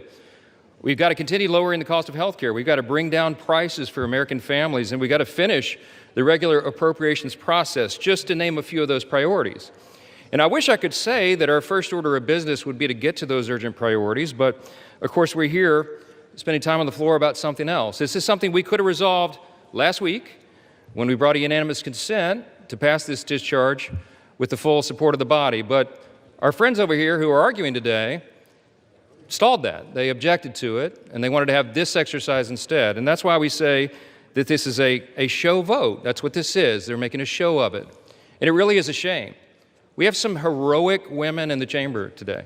I met with many of them a while back. They're in the gallery here. They have come forward. They have shown their faces. They've used their names to share the unspeakable tragedies that many of them were subjected to, some of them when they were very young. And it is a heroic service to the country. They are seeking justice, and the justice has been delayed for too long. The Department of Justice, many years ago, should have brought these charges. It took too long to do it. And now we're in this process of making sure all the American people get the information, but we have to do it in the right way, After 4 years of Democrat control under President Biden, they were not truthful with us about a lot of things. The Democrats insisted the border was secure. We knew it wasn't. They insisted that inflation was transitory. We knew it wouldn't be. They misled the American people about the obvious mental and physical decline of the previous commander-in-chief. And now those same Democrats are demanding transparency. Suddenly, transparency is their new word. Out of nowhere, they've taken a curious concern in the Epstein investigation, all in the name of that, in the name of transparency. But the question has been asked here many times during the debate on the floor, and everybody questioning why it is that Democrats have done this right now have to look at the obvious facts. The Democrats had all the Epstein files in their possession for 4 long years under the Biden presidency. The Biden Department of Justice had these files, And no one on this side who is breathless today about the urgency of this release ever said a word about it. And it was the Democrats who could have urged President Biden's Department of Justice to go beyond prosecuting just Epstein and Ghislaine Maxwell, but they didn't do it. And so it's a fair question to ask today, why now? Why the sudden urgent interest in Jeffrey Epstein? Look, we know why. It's because the Democrats were never interested in transparency or executing justice or protecting the victims of this unspeakable tragedy before. The simple truth is obvious for everybody to see. This is a political exercise for Democrats, and it pains me to say it. I wish that was not the truth, but it is, and it's undeniable. This is as deceitful and dishonest as their pointless stunt was to shut the government down. Democrats are using the Epstein tragedy, the unspeakable evils that this guy committed with his trafficking ring and all of the abuses that they made these young women go through. They're using that as a political weapon to try to distract from their failures as a party and to try their best to try to tie President Trump somehow into this wretched scandal. The president had nothing to do with it. He's been very clear, and he has nothing to hide, and that's why he's endorsed the vote today. I suspect this vote will be probably unanimous. But here's the important point that everybody needs to understand.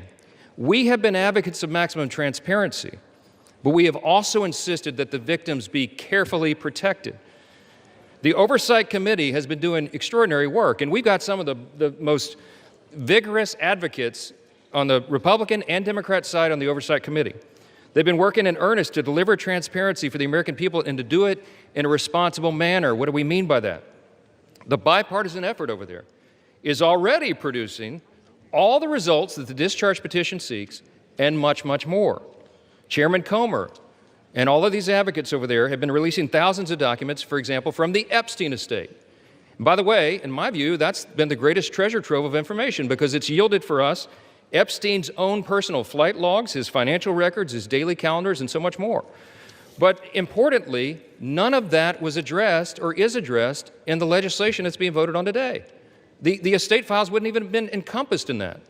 And so it goes to show that the Oversight Committee is doing it from the right way. From the very beginning, we've been insistent that this matter be handled carefully and with the utmost caution and care for the people who have been harmed. They should not be made to suffer any longer.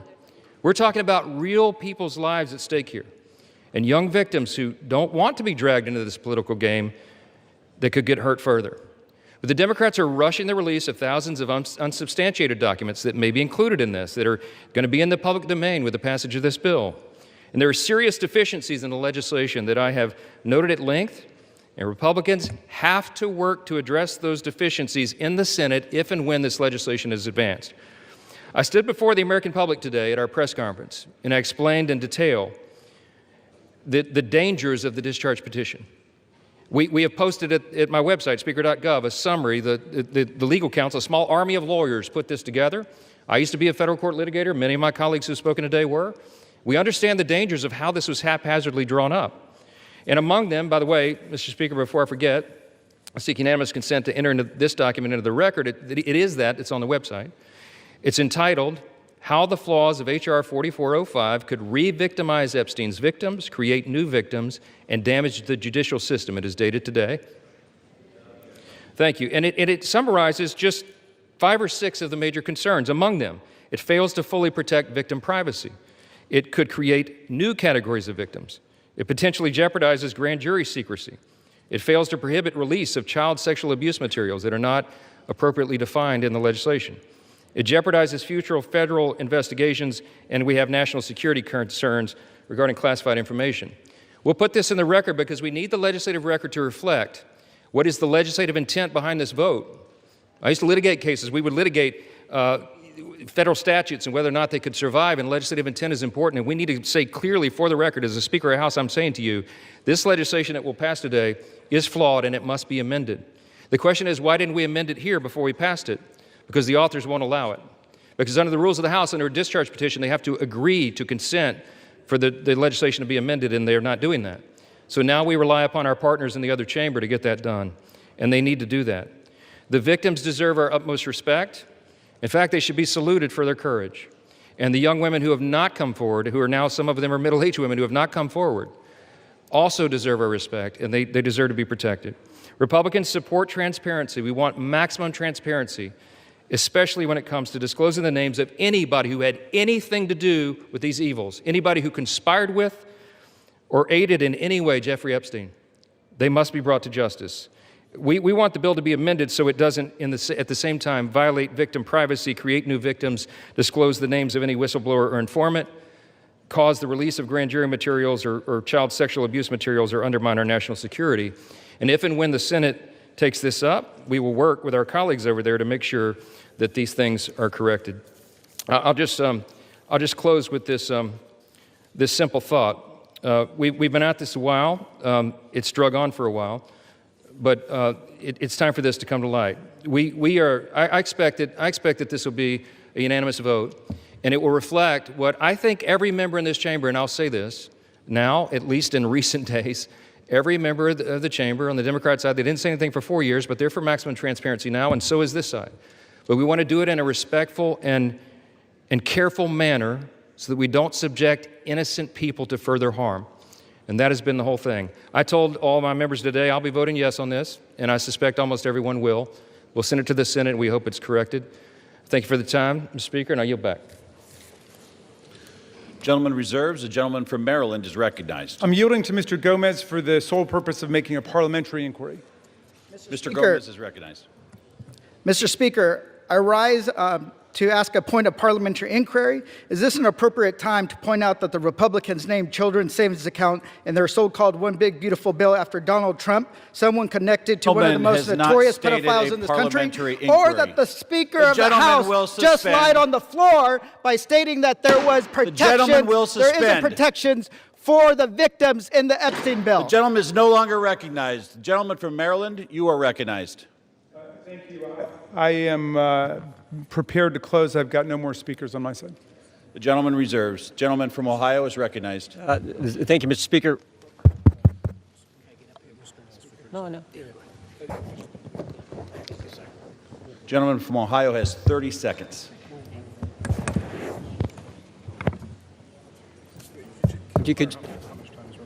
Can I inquire how much time is remaining? 30 seconds.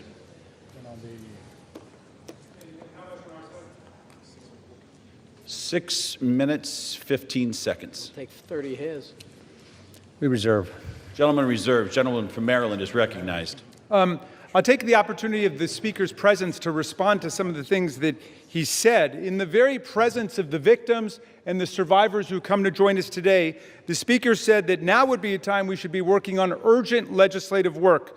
Mr. Speaker, justice is urgent legislative work. The truth is urgent legislative work.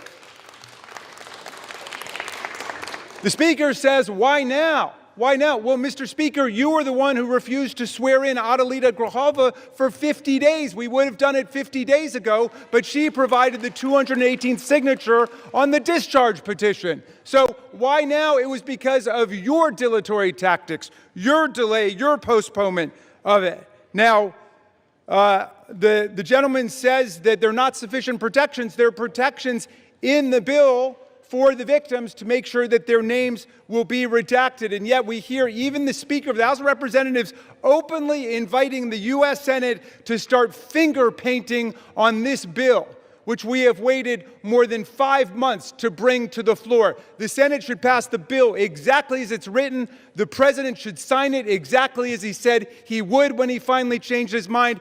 And the Epstein file must be released. Moreover, if the President is serious about what he's saying, he's got the power to release the Epstein file right now.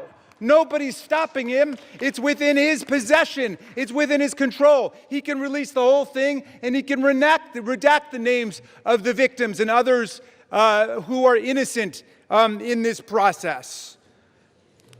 Mr. Speaker, Speaker Johnson said that these are unspeakable evils. Well, because of the bravery and the invincible courage of the women who've joined us today, they're no longer unspeakable. They're spoken. They're articulated. The cat is out of the bag, and we know what's been going on for decades. It's been a double standard of justice. going all the way back to Alex Acosta, who later got rewarded with a cabinet appointment in the Trump administration. Alex Acosta had a 60-count federal indictment ready to go against all kinds of people for an interstate sex trafficking conspiracy with solicitation, with child sex abuse, all of it. And he traded that 60-count federal indictment for 1 count in state court. And Jeffrey Epstein ended up getting the sweetest of sweetheart deals ever on the plea bargain front. He was free from 8 a.m. to 8 p.m. to do whatever he wanted and continuing to perpetrate his crimes and run his conspiracy. And then he would come and he would watch TV and spend the night in jail. And it was over in about a year after the rape and sexual abuse of hundreds and hundreds of girls. And he kept going and he kept at it. We want the whole truth to come out. This is the United States of America. Even the British monarchy wouldn't put up with this. How about the American democracy? How about we say, no way, we're not going to allow this cover-up to go on for 1 day more. And I'm glad the president changed his mind after pulling out all the stops to try to get one of our Republican colleagues to change their mind, to remove their name from the discharge petition. He gave up. And I want to salute the gentlelady from Colorado from having the courage to stand her ground in the Situation Room in the White House and say, no, she wasn't going to be bullied. No. So I'm glad the president changed his mind. But let's be clear, Mr. President, you've got the power today to release the entire file. That's what you called for. That's what Pam Bondi called for. That's what Kash Patel called for. So we don't need anybody calling for the Senate to slow things down for more weeks and more months. The American people have had it. We'll reserve. Gentleman reserves. Gentleman is reminded to direct your comments to the chair and not your colleagues. The gentleman from Ohio is recognized, and you do have 90 seconds remaining. Correction. Thank you, Mr. Speaker. I yield 30 seconds to the gentleman from Texas. Gentleman from Texas is recognized. The Democrat Party, with help from the dishonest media, used the Epstein files not to seek justice from the victims, but to smear President Trump. And it's sickening, quite sickening. The Democrats have used the Epstein files to distract the American people from the wins President Trump and his administration have delivered for the American people for the last 11 months. I'm proud to work with my Republican colleagues on the House Oversight Committee in coordination with the Justice Department. 65,000 pages of documents are related from Epstein released. What have my Democrat colleagues done? They selectively leaked and altered documents to mislead the American people. As President Trump has stated, we have nothing to hide here. I'm voting to release the files so that we can move on from this smear campaign the Democrats have manufactured. God bless Gentleman's Donald J. time Trump. has expired. Gentleman from Maryland is recognized. Reserve the balance of my time. Gentleman reserves. Reserve. Gentleman from Ohio reserves. Gentleman from Maryland is recognized. All right. How much time do I have to close? You have 2 minutes. Thank you, Mr. Speaker. And I want to thank all of America for tuning in to this. I want to thank Representatives Massey and Khanna, Representative Green, all of those who have insisted upon bringing the truth forward and a reckoning with the reality of one of the worst international child sex trafficking rings ever to exist in the United States and the cover-up attendant to it. We've got the opportunity today to do justice for the victims, for the survivors who have come forward to say that the voice of the victims and the survivors must be put at the very center of our deliberations, not shunted off to the side, not submerged, not subordinated, but put at the very center. We must hear from the people who themselves were victimized by this nightmare. Now, our colleagues across the aisle seem to want to make this into some sort of partisan contest. I haven't heard so much talk about the Democrats since the Democratic National Convention. And all that we've done here is to say we want to bring the truth forward, along with a bipartisan group. We don't want the Senate monkeying around with this in order to slow things down. We want it passed in the Senate. We want it signed. And before that, if the president is true to his word and he wants to see all of this come to light, he can release it now instead of fighting, kicking, and screaming every step along the way. But I'm glad he's changed his mind, and I hope he maintains the momentum he's got to stick with the vast majority of the American people who want to see that the truth is done here. And while he's at it, the administration could reconsider their terrible policies gutting federal offices and programs designed to combat violence against women. The DOJ terminated hundreds of grants to police departments, defunding the police when it comes to investigating violent sex crimes and to support victims. His DOJ destroyed programs to combat international human trafficking rings. Let's get back on the side of the women. I yield back. Gentleman yields back. The gentleman from Ohio. Thank you, Mr. Speaker. Thank you, Mr. Speaker. The Speaker Johnson said it right. Why now after 4 years of doing nothing? Because going after President Trump is an obsession with these guys. Best example is John Brennan testified in front of our committee under oath, said he was not involved with the dossier. Only problem is Tulsi Gabbard declassified a report, released that report, and it said exactly the opposite. And she related a story in there where a CIA official went up to Mr. Brennan and said, we shouldn't include this in the report. And John Brennan's response was, yeah, but doesn't it ring true? Forget the facts, forget the truth, go after Trump, put it in. Same dynamic at work here. We're all for protecting innocent victims. We're all for exposing the bad guys who did bad things. But this is an obsession with the left. For 10 years, it's going after President Trump. So vote yes. Make sure the bad guys are held accountable. We all want to do that. Speaker Johnson's right. I think it's going to be unanimous. But understand what they're doing, because they had 4 years and didn't do a darn thing. With that, I yield back. Gentleman yields back. The question is, will the House suspend the rules and pass the bill, H.R. 4405? Those in favor, say aye. Aye. Those opposed, say no. In the opinion of the chair, two-thirds being in the affirmative, the rules are suspended. The bill is passed, and without Can I request objection, a recorded vote, Mr. Speaker? The gentleman from Maryland is recognized. Yeah, I'm requesting a recorded vote. The gentleman from Maryland has requested a recorded vote. Those favoring a recorded vote will rise. A sufficient number having risen, a recorded vote is ordered. Members will record their votes by electronic device.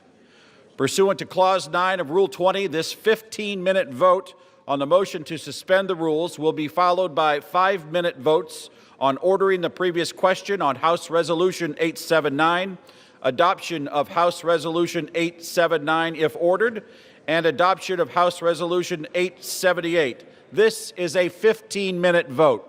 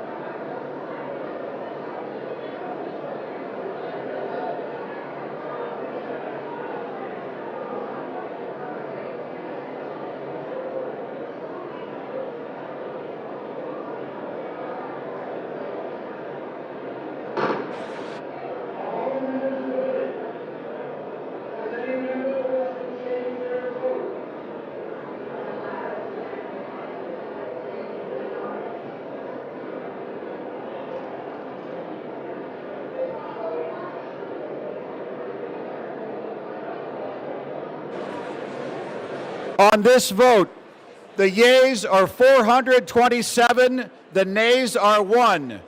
2/3 being in the affirmative, the rules are suspended, the bill is passed, and without objection, the motion to reconsider is laid on the table.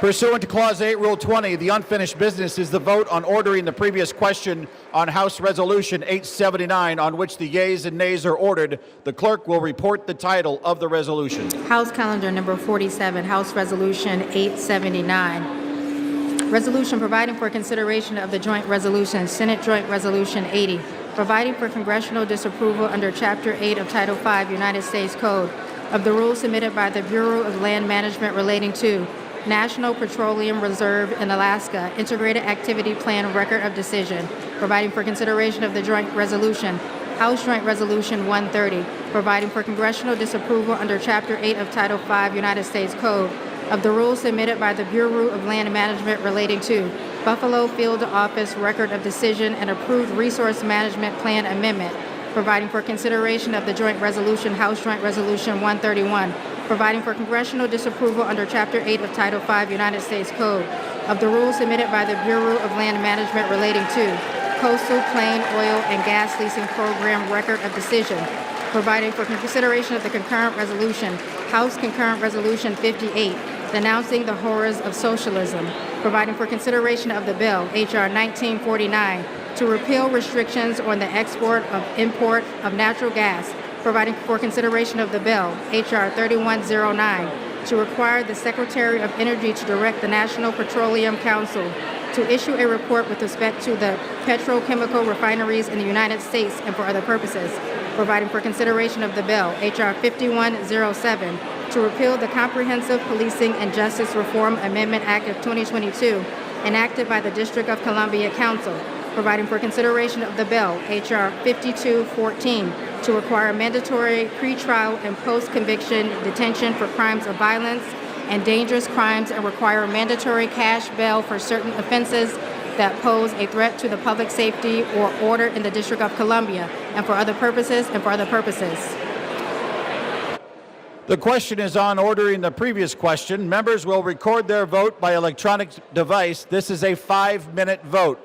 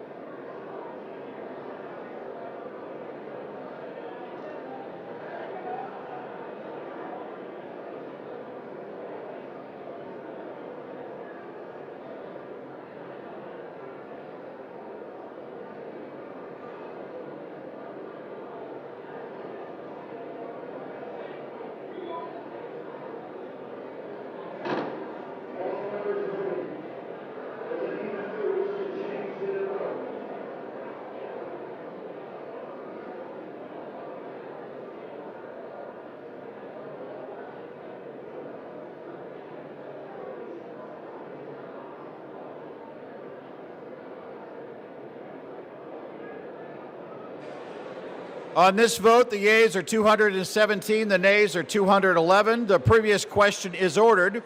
The question is on the adoption of the resolution. Those in favor say aye. Those opposed say no. No. In the opinion of the chair, the ayes have it. Speaker, For what purpose does the gentleman from Massachusetts rise? I ask for a recorded vote. A recorded vote is requested. Those favoring a recorded vote will rise. A sufficient number having risen, a recorded vote is ordered. Pursuant to Clause 8 of Rule 20, further proceedings on this question will be postponed.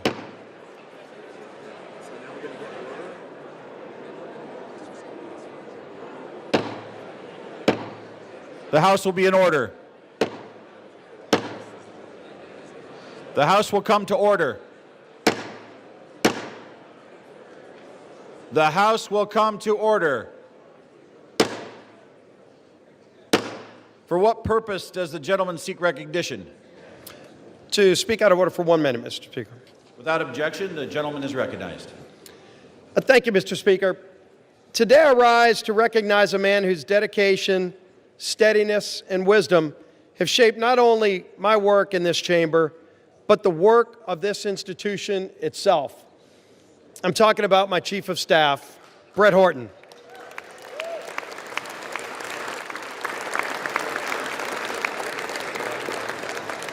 There are few people who know Capitol Hill more intimately than Brett. For 15 years... Gentlemen will suspend. The House will be in order. For 15 years, he's been by my side. He began as my counsel in 2010 and worked his way through some of the most demanding, consequential roles in the House. Policy Director at the Republican Study Committee, Floor Director in the Majority Whip's office, and for the last decade, my Chief of Staff in both the Whip's office and the Leader's office. To me and to countless members of Congress and staff, Brett Horton has been far more than a colleague. He's been a trusted advisor, steady in his approach, wise in his counsel, and deliberate in his words and actions. When the stakes were the highest, Brett's voice was the one you wanted in the room. His fingerprints are on every major Republican policy victory we've achieved in the past decade. But perhaps more importantly, he's been by my side through tough personal and professional challenges that extend far beyond legislating. In the aftermath of the congressional baseball shooting, an event that shook my family, my staff, and this entire conference in Congress, Brett's leadership and friendship were unwavering. He helped carry us through one of the most difficult and unprecedented challenges we ever faced. Mr. Speaker, public service at this level demands trust, character, and unwavering duty for the institution that is this United States Congress. Brett Horton embodies all of these qualities. I'm profoundly grateful for his years of service to me personally, to this House, and to our country. As Brett begins his next chapter, I have no doubt he'll continue to serve with the same excellence that has defined his entire career. The United States House of Representatives is the stronger institution because of Brett Horton's distinguished service here. I wish Brett all the best in his future endeavors, and I tell you, thank you, Brett, for your personal friendship and for your service to this great United States of America and this great Congress. Thank you, Brett Horton.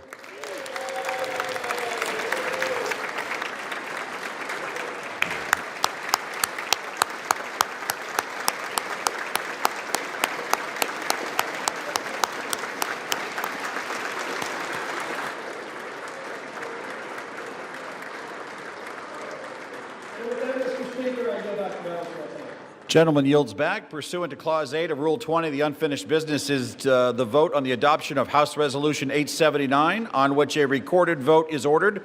The clerk will report the title of the resolution. Calendar number 47, House Resolution 879. Resolution providing for consideration of the joint resolution, Senate Joint Resolution 80, providing for congressional disapproval under Chapter 8 of Title 5 United States Code of the rules submitted by the Bureau of Land Management relating to National Petroleum Reserve in Alaska Integrated Activity Plan Record of Decision, providing for consideration of the joint resolution, House Joint Resolution 130, providing for congressional disapproval under Chapter 8 of Title 5 United States Code of the rules submitted by the Bureau of Land Management relating to Buffalo Field Office Record of Decision and approved Resource Management Plan Amendment, providing for consideration of the joint resolution, House Joint Resolution 131, providing for congressional disapproval under Chapter 8 of Title 5 United States Code of the rules submitted by the Bureau of Land Management relating to Coastal Plain Oil and Gas Leasing Program Record of Decision, providing for consideration of the concurrent resolution, House Concurrent Resolution 58, denouncing the horrors of socialism, providing for consideration of the bill, H.R. 1949, to repeal restrictions on the export and import of natural gas, providing for consideration of the bill, H.R. 3109, to require the Secretary of Energy to direct the National Petroleum Council to issue a report with respect to the petrochemical refineries in the United States and for other purposes, providing for consideration of the bill, H.R. 5107, to repeal the Comprehensive Policing and Justice Reform Amendment Act of 2022, enacted by the District of Columbia Council, providing for consideration of the bill, H.R. 5214, to require mandatory pre-trial and post-conviction detention for crimes of violence and dangerous crimes, and require mandatory cash bail for certain offenses that pose a threat to the public safety or order in the District of Columbia, and for other purposes and for other purposes. The question is on the adoption of the resolution. Members will record their votes by electronic device. This is a 5-minute vote.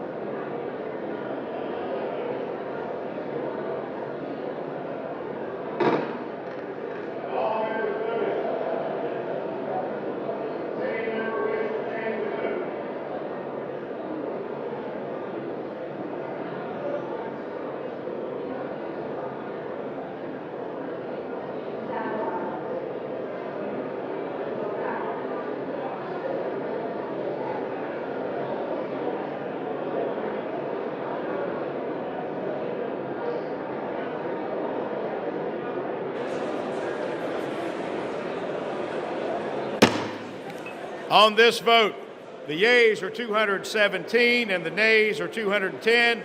The resolution is adopted without objection. The motion to reconsider is laid on the table.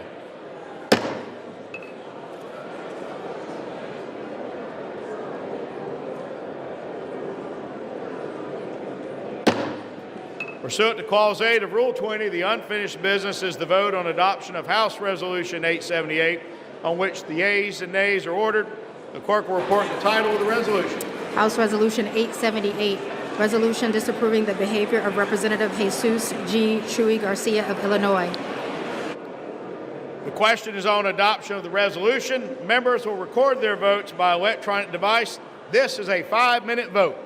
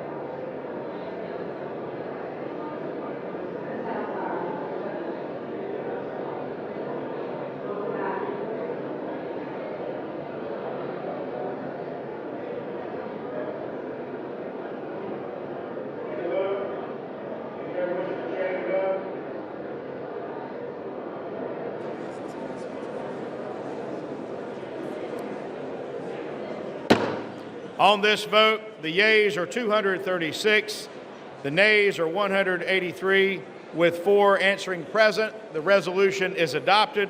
Without objection, the motion to reconsider is laid upon the table.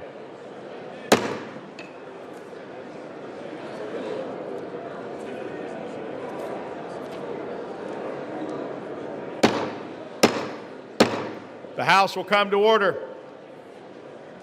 The House will come to order. For what purpose does the gentleman from South Carolina seek recognition? Mr. Speaker, pursuant to Clause 2A1 of Rule 9, I rise to give notice of my intent to raise a question of the privilege of the House. The gentleman is recognized. Just a moment. Members of the House will come to order. Chair would ask members to please take conversations off the floor. The gentleman is recognized. Mr. Speaker, my House Resolution 888, censuring and condemning Delegate Stacey Plaskett and removing her from the House Permanent Select Committee on Intelligence for conduct that reflects the discredibility on the House of Representatives for colluding with convicted felon and offender Jeffrey Epstein during a congressional hearing. Whereas Stacey Plaskett, the delegate representing the United States Virgin Islands in the House of Representatives, inappropriately coordinated in real time with convicted sex offender Jeffrey Epstein in a congressional hearing in February of 2019. Whereas Delegate Plaskett was actively coached by Epstein during the hearing, receiving instructions on specific lines of questioning, and was congratulated after the message by Mr. Epstein, good work. Whereas Jeffrey Epstein, the Speaker of the House is not in order. The gentleman has the floor. The chair would again ask the body to please observe decorum and keep conversations to a minimum. The gentleman has the floor. Whereas Jeffrey Epstein was a known convicted felony sex offender, having pled guilty and been convicted for procuring a child for prostitution and solicitation, a proselyte in a plea deal in 2008, and served a 13-month prison sentence. Whereas in the course of that investigation, the FBI compiled reports on dozens of confirmed minors who credibly alleged sexual abuse by Mr. Epstein. Whereas Epstein was under further federal investigation beginning in November of 2018, 2 months before Delegate Plaskett's recently revealed text exchange during a congressional hearing, following investigative reporting by the Miami Herald detailing Epstein's controversial 2008 plea deal and highlighting accounts of his victims. Whereas Epstein was arrested in July of 2019 and charged with 1 count of sex trafficking of minors and 1 count of conspiracy to commit sex trafficking of minors, he was later found dead in the New York Metropolitan Correctional Center. Whereas according to documents released from Epstein's estate during a House Committee on Oversight and Reform hearing featuring testimony from Michael Cohen, the disgraced former attorney for President Donald J. Trump, Delegate Plaskett coordinated her line of questioning with Jeffrey Epstein in real time over text messages while the hearing was underway. Whereas Delegate Plaskett, who previously served as an Assistant Attorney General in the United States Department of Justice Civil Division, is known to have had extensive political, personal, and professional connections with Epstein after his conviction as a sex offender up to the time of his arrest and then his death in 2019. Whereas Delegate Plaskett's relationship with Epstein stands in stark contrast to the public image that she has curated for herself as a defender of justice and accountability, and while secretly collaborating with an individual whose crimes against vulnerable women and children shocked the entire nation. Whereas Delegate Plaskett's willingness to receive instructions on official congressional proceedings from Epstein, a convicted felony sex offender with deep concerning international associations, is especially alarming and inappropriate given her own past service in the United States Department of Justice and her current role on the House Permanent Select Committee on Intelligence, and raises serious questions about Delegate Plaskett's judgment, her integrity, and her fitness to serve. Whereas such associations erode public trust in Congress, particularly when they involve using input from a sex offender to advance partisan attacks during official proceedings. Now, therefore, be it resolved, Section 1, Censure of Delegate Stacey Plaskett. Resolved that the House of Representatives censures and condemns Delegate Stacey Plaskett for inappropriate coordination with convicted sex offender Jeffrey Epstein during a congressional hearing which reflects discreditably on the House of Representatives, and directs the Committee on Ethics to conduct a full investigation to the extent of Plaskett's ties to Epstein and any further improprieties. Section 2, remove from House Permanent Select Committee on Intelligence. The following named member be and is hereby removed from the following committee on the House of Representatives. Permanent Select Committee on Intelligence, Ms. Plaskett. The chair will now recognize the gentleman from South Carolina to offer the resolution just noticed. Does the gentleman from South Carolina offer the resolution? I do. The clerk will report the resolution. House Resolution 888. Whereas Stacey Plaskett, the delegate representing the United States Virgin Islands in the House of Representatives, inappropriately coordinated with convicted sex offender Jeffrey Epstein in a congressional hearing in February 2019. Whereas Delegate Plaskett was actively coached by Epstein during the hearing, received instructions on specific lines of questioning, and was congratulated afterwards with the message, "Good work." Whereas Jeffrey Epstein was a known convicted felony sex offender, having pled guilty and been convicted for procuring a child for prostitution and for soliciting a prostitute in a plea deal in 2008 and served a 13-month sentence. Whereas in the course of that investigation, the FBI compiled reports on dozens of confirmed minors who credibly alleged sexual abuse by Epstein. Whereas Epstein was under further federal investigation beginning November 2018, 2 months before Delegate Plaskett's recently revealed text exchange during a congressional hearing, following investigative reporting by the Miami Herald detailing Epstein's controversial 2008 plea deal and highlighting accounts of his victims. Whereas Epstein was arrested in July 2019 and charged with 1 count of sex trafficking of minors and 1 count of conspiracy to commit sex trafficking of minors, and he was later found dead in the New York Metropolitan Correctional Center. Whereas according to documents released from Epstein's estate, during a House Committee on Oversight and Reform hearing featuring testimony from Michael Cohen, disgraced former attorney to President Donald J. Trump, Delegate Plaskett coordinated her line of questioning with Jeffrey Epstein in real time over text message while the hearing was underway. Whereas Delegate Plaskett, who previously served as an Assistant Attorney General in the U.S. Department of Justice Civil Division, is known to have had extensive political, personal, and professional connections with Epstein after his conviction as a sex offender up to the time of his arrest and then death in 2019. Whereas Delegate Plaskett's relationship with Epstein stands in stark contrast to the public image she has curated for herself as a defender of justice and accountability, while secretly collaborating with an individual whose crimes against vulnerable women and children shocked the nation. Whereas Delegate Plaskett's willingness to receive instructions on official congressional proceedings from Epstein, a convicted felony sex offender with deeply concerning international associations, is especially alarming and inappropriate given her own past service in the U.S. Department of Justice and her current role on the House Permanent Select Committee on Intelligence, and raises serious questions about Delegate Plaskett's judgment, integrity, and fitness to serve. And whereas such associations erode public trust in Congress, particularly when this involves using input from a sex offender to advance partisan attacks during official proceedings, now therefore be it resolved. Section 1, Censure of Delegate Stacey Plaskett. The House of Representatives, 1, censures and condemns Delegate Stacey Plaskett for inappropriate coordination with convicted sex offender Jeffrey Epstein during a congressional hearing, which reflects discreditably on the House of Representatives, and 2, directs the Committee on Ethics to conduct a full investigation into the extent of Plaskett's ties to Epstein and any potential further improprieties. Section 2, removal from House Permanent Select Committee on Intelligence. The following named member be and is hereby removed from the following committee of the House of Representatives. Permanent Select Committee on Intelligence, Ms. Plaskett. The resolution qualifies. For what purpose does the gentlelady from Massachusetts rise? Mr. Speaker, I have a motion at the desk. The clerk will report the motion. Ms. Clark of Massachusetts moves to refer the resolution to the Committee on Ethics. The gentlelady from Massachusetts is recognized for 1 hour.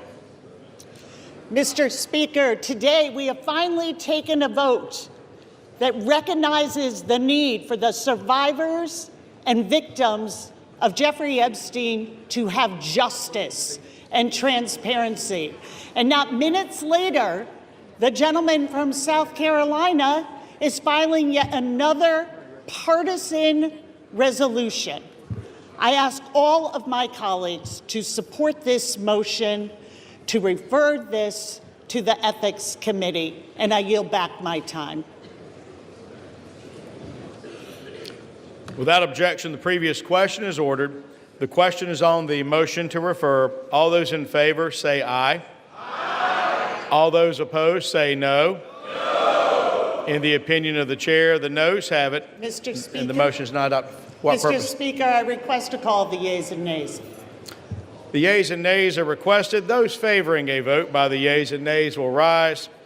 A sufficient number having risen, the yeas and nays are ordered.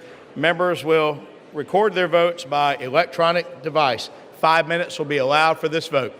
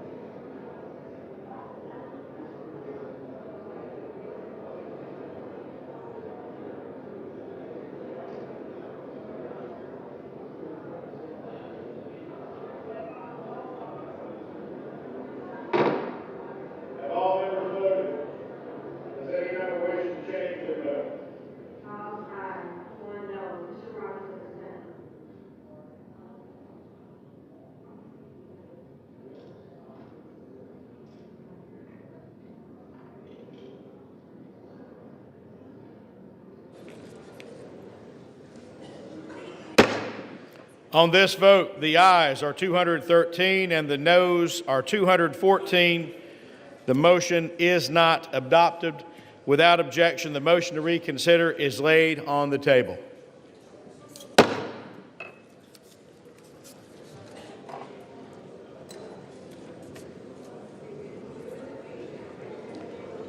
Pursuant to Clause 2 of Rule 9, the gentleman from South Carolina, Mr. Norman, and the gentleman from Maryland, Mr. Raskin, each will control 30 minutes.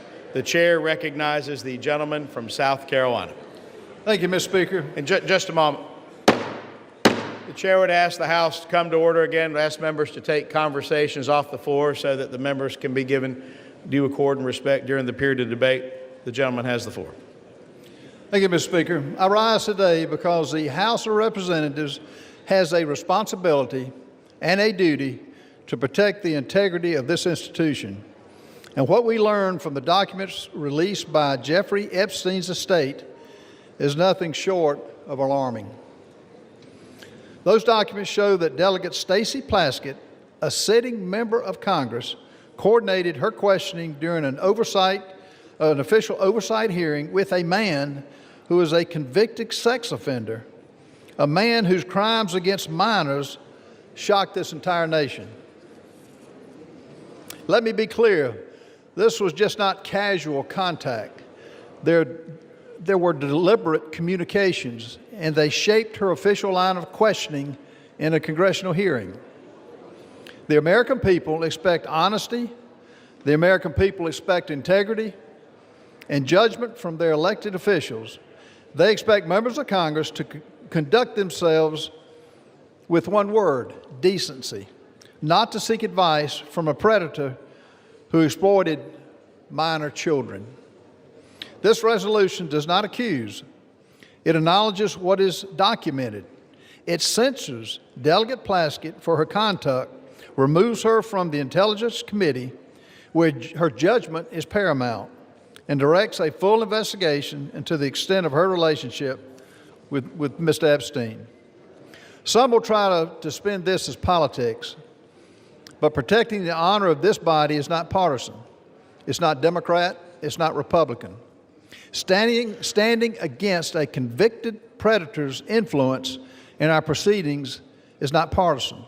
It's basic decency. We cannot pretend this didn't happen. The American people deserve better. Speaker, I reserve. The gentleman reserves. The gentleman from Maryland is recognized. Thank you kindly, Mr. Speaker. I yield myself such time as I may consume. The gentleman is recognized. And I rise in opposition to this resolution. We're here today on the floor to support the complete disclosure of information related to Jeffrey Epstein and his billion-dollar international child sex trafficking ring. And our side of the aisle, at least, supports the release of information relating to anybody who had anything to do with it, whether they're a Republican, a Democrat, an independent, or what have you, period. We insist on complete, full disclosure. This resolution has nothing to do with that. This seems to me to be one more pathetic effort to distract and divert attention from the fact that the president's name appeared more than 1,000 times already in the small fraction of material released on Epstein, and from the failure of the majority to move to disclose this information. And it is this bipartisan group that we've had behind the discharge resolution, which has insisted on bringing this to the fore, and we've got nothing but obstruction, opposition, resistance, evasion, distraction, and diversion from the other side. And now we get one more resolution like this. The resolution actually proposes a disciplinary censure against Representative Stacey Plaskett, but amazingly alleges no misconduct. It does not allege the violation of the Constitution. It does not allege the violation of a federal law or a state law or local law. It does not even allege a violation of the ethics rules of the House of Representatives, and yet they want to censure her and throw her off of her committee. This, a distinguished former federal prosecutor, diligent public servant, representative of the people of the Virgin Islands. Now, Criminal justice has two parts to it. One is insisting upon legal accountability for people who do wrong. The other part of it is due process, which may be the two most beautiful words in the English language, certainly the two most beautiful words in the Constitution of the United States. It's due process that protects all of our freedoms and our rights against the arbitrary power of government and the will just to punish somebody without any process at all. But that's exactly what's going on here. Think about it. Ghislaine Maxwell had due process. She had a right to counsel. She had a right to hearing. She had a right to hear the evidence against her. She had a right to put on her case. She had a right to cross-examine. She had a right to a neutral, impartial tribunal. She had a right to unanimous verdict of a jury. And all of that she had, and she was found guilty. And that's why she was sentenced to jail for 20 years, even though Donald Trump has transferred her from a real prison to a prison camp where she's gotten very special pampered treatment, like she's in a Trump hotel. She gets room service to her cell. She gets gym privileges other inmates don't get. She gets to use the warden as a go-between with people outside of the institution and so on. But in any event, she had due process. Donald Trump had due process. He was convicted on 34 felonies, but he had the right to counsel. He had the presumption of innocence. He had a unanimous jury trial right. They had a right to cross-examine everybody, put their own witnesses on. Now, they want to take a former United States prosecutor, the representative of the people of the Virgin Islands, and without even going to the ethics committee, much less a court, they want to arraign her on some charges based on a newspaper article that she did something lawful. However ill-advised it may have been, she took a phone call from one of her constituents. Now, I don't think it is the position of the very distinguished gentleman that if we find Jeffrey Epstein on the phone with Donald Trump, he should be impeached for it, or is that his position? Is his position that any time Jeffrey Epstein got somebody on the phone, and he got a lot of people on the phone, that person is suddenly guilty? That sounds like guilt by association. That sounds like collective guilt. Our minority whip introduced a perfectly reasonable amendment to say, let's refer this to an ethics committee. Let's have a real hearing. They didn't want to have a real hearing. They want to rush to judgment. Why? So there can be some headline that will please Donald Trump tomorrow instead of a unanimous statement, or forgive me, I think the distinguished gentleman from Louisiana may have dissented, but an otherwise unanimous verdict of the House of Representatives that the American people want all the files open. We've had enough of the cover-up. We want all of the truth. We want the survivors and the victims to have the possibility of accountability. Well, they want to give them another headline, which is that they've arraigned a Democratic member for taking a phone call from her constituent, Jeffrey Epstein, in the middle of a hearing. And of course, I don't think there's any rule here against taking phone calls in a hearing. Now, if you want to actually give her the chance to explain what happened, then we would take it to the ethics committee. I still don't see what the charge is. Where is the ethical transgression? Where is the legal transgression? Are you saying anybody on your side of the aisle who had a phone call with Jeffrey Epstein should be censured? Be careful your answer there, because there's a lot more that's about to come out, right? So you should think about what is the principle behind this rush to judgment. I want to close just with this thought, because I know there were a lot of people in the chamber who were here when this happened, and a lot who weren't. There was a move to expel George Santos, who was a Republican member of the House from New York. And it was the same kind of rush to judgment, absolute political frenzy. And I looked at it for about 60 seconds. And then, I was a professor of constitutional law, so call me a legal nerd. But I said, wait, this guy's not been convicted of anything. Well, he's a Republican. Yeah, I know he's a Republican. He was not convicted in criminal court. To my knowledge, he had not been arraigned yet or convicted of anything in the ethics disciplinary process. They just said, well, there's bad press. We want to get rid of him. Beware of what you wish for. Is that the rule that you want here in the House of Representatives? That you can just draw up a member of Congress in 24 hours or 48 hours because there's a bad newspaper article without asking any questions, without giving that person any due process at all? Is that what it's come to at this point? I mean, all we're asking for in the Epstein files is release the materials so we can check it out. They want to go ahead and censure and remove from a committee a distinguished member of the House of Representatives with no due process at all. I reject this. I hope the whole body will reject this, just like I voted and spoke against removing George Santos, a Republican on the other side of the aisle, because he had gotten no due process. I hope all of our colleagues will reject this absurd rush to judgment and attempt to change the subject here. I reserve the balance of my time. The gentleman reserves. The gentleman from South Carolina is recognized. Mr. Speaker, before I yield time to my good friend Louisiana, Representative Raskin, I will be careful in my remarks. You need to be careful with your facts. You have an 11-year veteran of this body who should know better. You have an 11-year member of this body who took money. It wasn't a newspaper article. It was a fact. She took money from Jeffrey Epstein.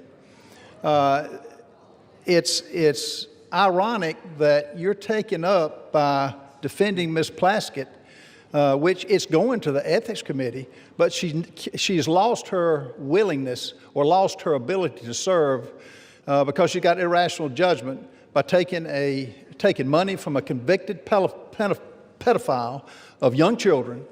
And it's unfathomable that you're taking the position that you are. These are facts. You mentioned Ghislaine Maxwell. She's not a sitting member of Congress.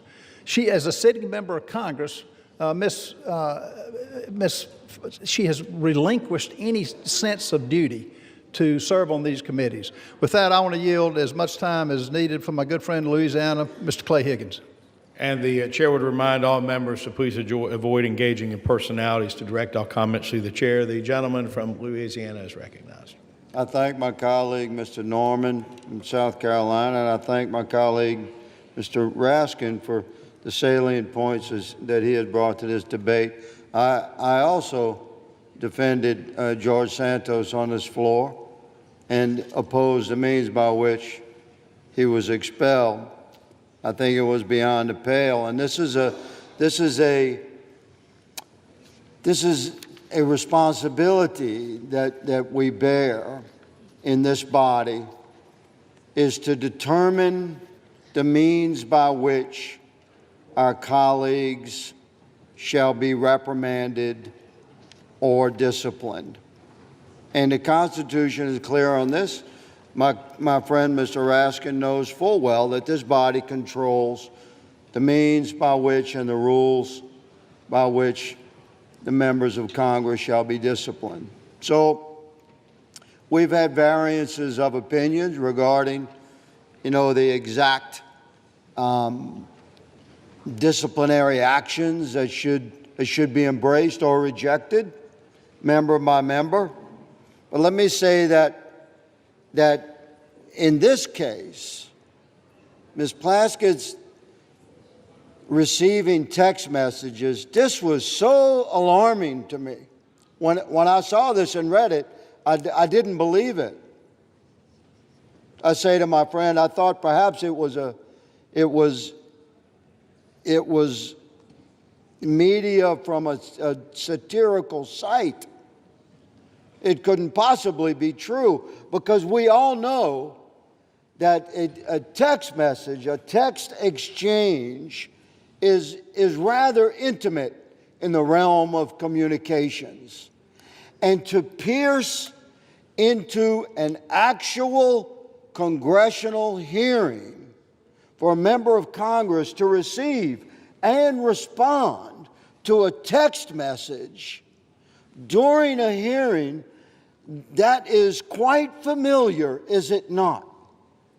And this was shocking to me, that a member of Congress would be exchanging text messages directly with Jeffrey Epstein in 2019, at which time he was being prosecuted federally by the first Trump administration. He had received some nature of a sweetheart deal back in 2007 and avoided federal prosecution by pleading no contest to some level of state prosecution, where he was sentenced, Mr. Speaker, to 13 months. My understanding, he did 11 months, and at the easiest time that could be done. He walked every day during the day on a work release program. So that sweetheart deal, let me say, should be looked at. And now, to my horror, who has come to light that should be looked at? What was her involvement? Was there some involvement then? She's a good lady from the Virgin Islands. Where did Jeffrey Epstein live? In the Virgin Islands. She was a constituent in 2019. Was she a friend in 2007? During her service to the DOJ, which my friend has brought up, was there any interactions? These are the questions we have. The good lady from the Virgin Islands has crossed the threshold of reasonable suspicion, and therefore she should be investigated. During said investigation by ethics, and I would recommend by DOJ, and I would recommend by Oversight and Judiciary committees. Meanwhile, she should absolutely be removed from the House Select Committee on Intel. This, Mr. Speaker, is my position. I presented without note for the betterment of the debate of this body, and I yield my time back to the gentleman from South Carolina. Speaker, I reserve. From South Carolina, the gentleman from South Carolina reserves. The gentleman from Maryland is recognized. Thank you, Mr. Speaker. It's always a pleasure to hear my friend from Louisiana. Both of the Republican speakers have said this demands an ethics investigation. I think Mr. Higgins just said it should be investigated by Oversight and by Judiciary, as well as by ethics, as well as by others.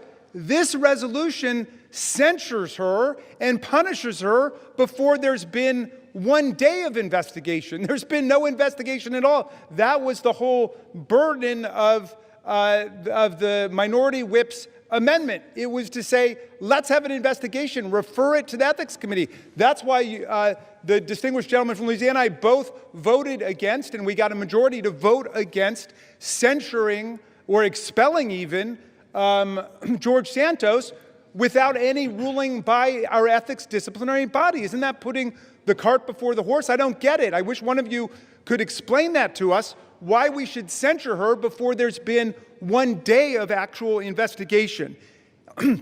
If being on the phone with one of our constituents, even an evil, sinister force like Jeffrey Epstein, and of course, he has said that he considered Donald Trump the most evil person he ever met. He said, without a redeeming bone in his body. So I agree, people can say different things, but Jeffrey Epstein, to me, disgraced himself. But in any event, people want to know, well, what were the contents of that conversation? Why was Ms. Plaskett doing that? I'm sure she's got a good explanation. We're talking about a distinguished lawyer and federal prosecutor who was in the middle of a hearing, which is something that members do all the time, is to talk to people in hearings about different things. But let me ask, if it's now the standard that just to be on a phone call with somebody establishes guilt by association, what about all the members of this body or of the U.S. Senate who were on the phone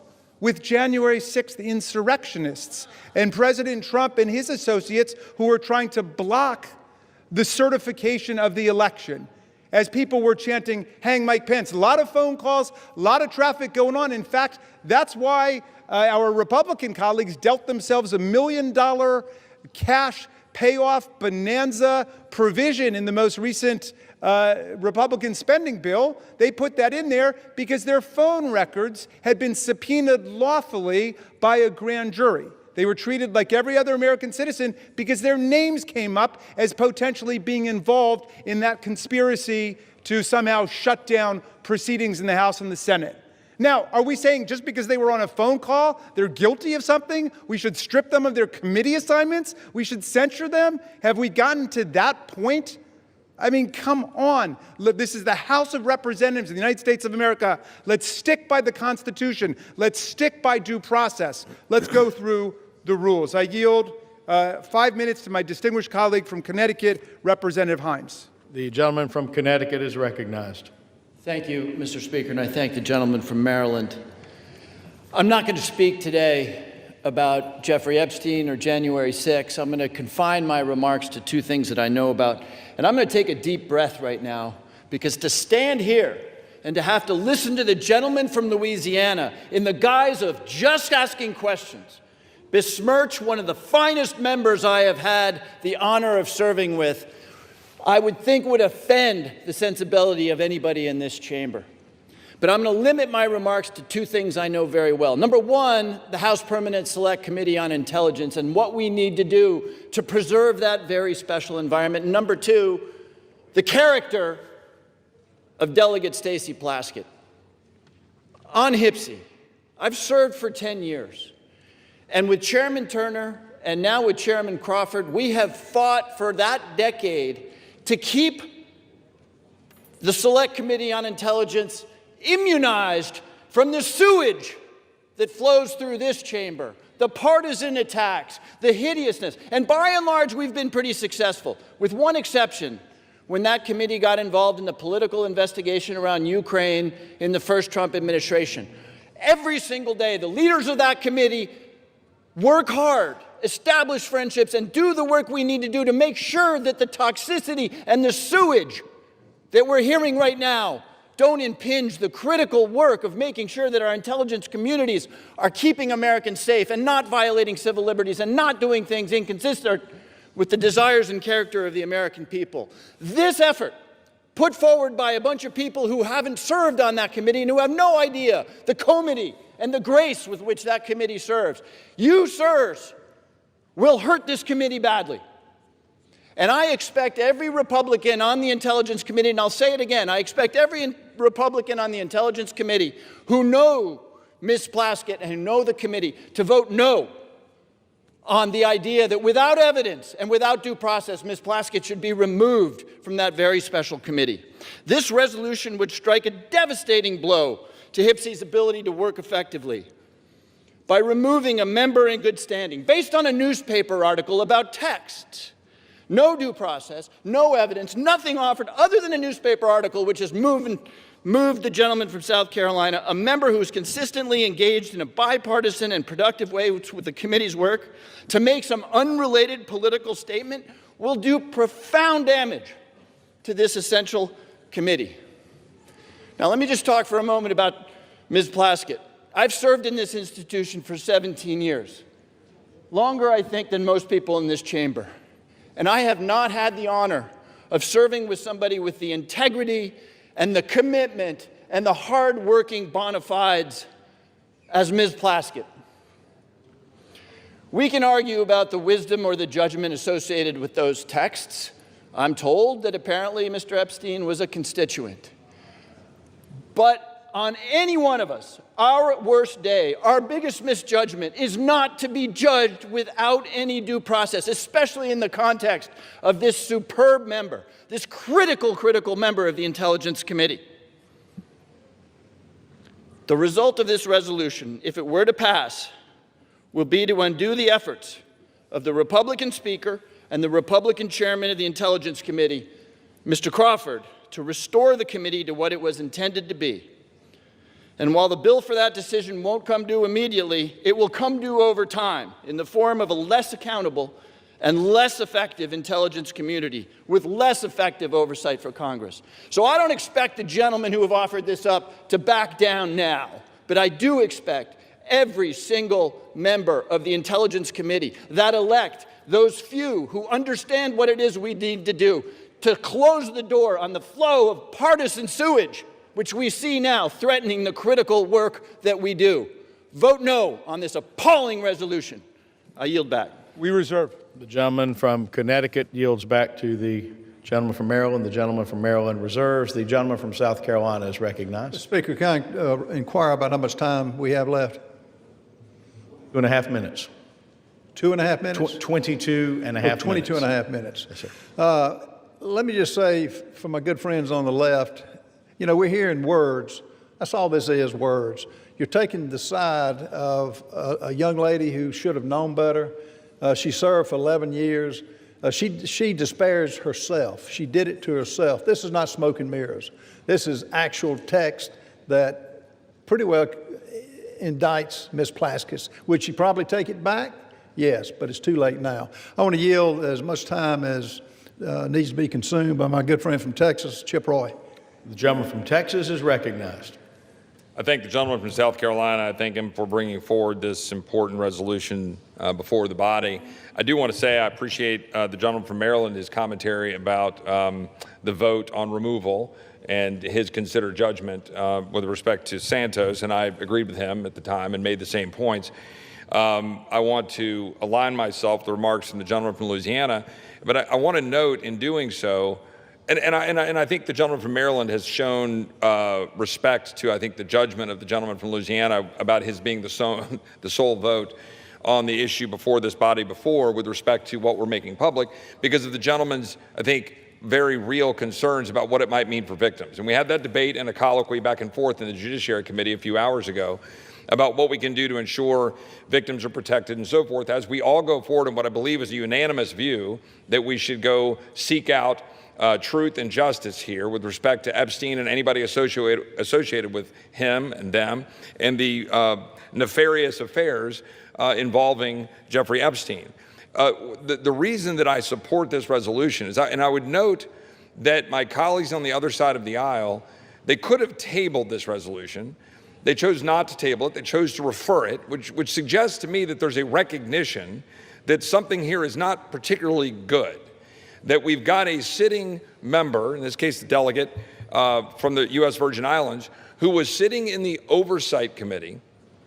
And I'm actually a particular interest here because I was the one doing the questioning. Apparently my questioning was so riveting that she was engaging in text messages back and forth at that moment. While I was questioning Mr. Cohen, the gentlelady was engaging in this back and forth on text messages with Jeffrey Epstein.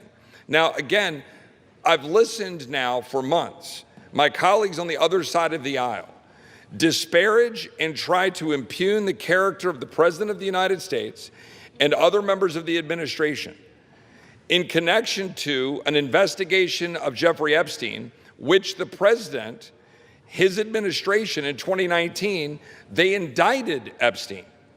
They actually moved forward and federally indicted him in 2019. Ghislaine Maxwell was arrested by the Trump administration. And I know the gentleman from Maryland will go on to say that the Biden administration then carry forward that arrest and indictment into prosecution. True. But it was, in fact, the Trump administration that did what had not been done for a long period of time by taking forward that indictment. So I've been listening to all of the preaching by my friends on the other side of the aisle about how any association, anything to do with Jeffrey Epstein is somehow the dispositive moment here in terms of determining the character of this administration or what they're doing or not doing when they're leaning in to try to seek the truth. Where tens of thousands of pages have been released by Jamie Comer and 13 subpoenas has all been put out. So now the House just voted to have greater transparency. Time will tell what that means in terms of what the court does and how they deal with grand jury secrecy and what they do to continue to redact and protect victims' names under existing laws and how the courts treat that. That's going to be a process, as the gentleman likely knows, right? This is going to be determined as to what gets released and how. But here we have the gentlelady sitting in the Oversight Committee texting with a known convicted felon, a convicted pedophile that was very public and known, had served jail time, and is engaging not just in texts that were trivial, but texts involving advice about her questioning of Michael Cohen, all designed to figure out how to get Michael Cohen to be able to somehow go after Trump or Trump's advisors or people around the president. That, to me, is what we talk about with censure, which is contemplated, of course, in our rules and in the structure. The gentleman talked about the Constitution. We're not removing her. We're simply saying censure. And we're saying that it is a censurable conduct to say that this individual sitting on a committee taking advice from a known convicted pedophile, convicted felon, that is conduct unbecoming of a member of the United States Congress and engaging in real time, taking advice from someone that we've been listening to being lectured to is someone deserving of all of the scorn of the entire world, and he is. That's why we're here. If my colleagues didn't think this was a concern, they would have simply made a motion to table. But my colleagues decided to refer it to committee because they know this is a problem. They know this is not the kind of conduct you want in a member of this body. So I think that the gentleman from South Carolina is right to have brought this forward. I think that the body should hear this debate, and tonight that we should vote tonight to censure and refer to the Ethics Committee for further consideration. And with that, I yield back. Yields. Gentleman from South Carolina. I reserve. Gentleman reserves. Gentleman from Maryland is recognized. Thank you, Mr. Speaker, and thank you to my friend from Texas for those remarks. I'm afraid all of them dance around the central issue, which is the good congressman knows how due process works in America. There are facts that are adduced first. There's an opportunity to be heard on both sides. There's due process, there's consideration, then there's judgment. You've flipped the whole thing on its head. You've said we're going to judge her guilty before anybody has an opportunity even to hear what the charges are, much less answer the charges, much less do any kind of analysis.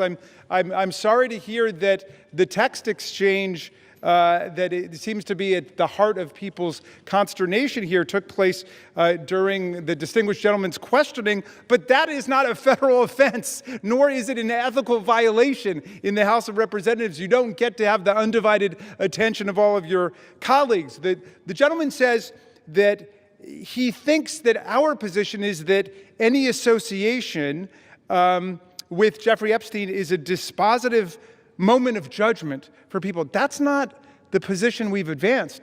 We've taken the position with the survivors that we want to end the cover-up of what happened and then let the chips fall where they may. If there are people who were actually engaged in crime, as Ghislaine Maxwell was, as Epstein was, then they should be charged with every element of due process. If they happen to be a waiter or a waitress who worked at an event, they're not guilty of anything. That's what due process is. We're able to sift through and figure it out. But your rush to judgment isn't even giving anybody a chance to know what the charges are here. It's the most extraordinary thing I've ever seen. I'm going to yield now to Delegate Plaskett herself, the distinguished representative from... Oh, I'm sorry. First, we've got Representative Crockett from Texas for 2 minutes. Thank you so much. This is a distraction to take away from the fact that the guardians of pedophiles is literally trying to protect pedophiles. The president is a convicted felon and an accused sex offender. Stacey Plaskett hasn't been accused of either. So what are we actually here talking about? Trump and Epstein were besties. We've all seen the pictures of them. We saw the birthday book. So why are y'all more interested in talking about Stacey Plaskett than Trump's relationship with the man? When did y'all become so moral? Because I can remember when y'all wouldn't sign the discharge petition. All of a sudden, everybody wanted to vote for this, but you wouldn't sign the discharge petition. Until we decide that we are going to go after the actual rapists and pedophiles, miss me with your moral high ground. Folks who also took money from somebody named Jeffrey Epstein, as I had my team dig in very quickly. Mitt Romney, the NRCC, Lee Zeldin, George Bush, Win Red, McCain Palin, Rick Lazio. I just want to be clear. If this is the standard that we're going to make, just know we're going to expose it all. And just know that the FEC filings, they are available for everybody to review. This is absolutely ridiculous. You decide that you want to punish a sitting member of Congress because you are concerned about her text messages. Well, maybe you should be more concerned about those sex tapes that we still haven't gotten access to. Maybe you should be more concerned with the fact that the president, his name is mentioned in the files way more than Stacey Plaskett's name. Listen, I'm not saying that anything is right or wrong, but listen, if you're trying to figure out what's going on with somebody that's a criminal, then you maybe need to talk to their associates. That's exactly why maybe she was getting text messages. I'm not saying she was or wasn't. But considering the fact that they were talking to another associate of the president's and maybe she needed intel, you'd have to go talk to somebody that maybe knows what he's up to. Time has expired. We reserve. Gentleman from Maryland reserves. Gentleman from South Carolina is recognized. Mr. Speaker, I recognize my good friend from Arizona, Mr. Biggs. How much time is the gentleman recognized? How much time? Time you've allotted the gentleman from Arizona? How much time do we have left? The gentleman has 17 minutes remaining. As much time as the gentleman may consume. Gentleman is recognized. Thank you, Mr. Speaker. Thank you, Mr. Norman. Thank you for raising this issue. This to me, this is an interesting issue because I'm hearing the argument is coming at us and it says, well, you know, there's no due process. Well, debate is a part of due process. That's part of due process, is to have this debate. You get to stand up, get to defend, and get to raise your issues. And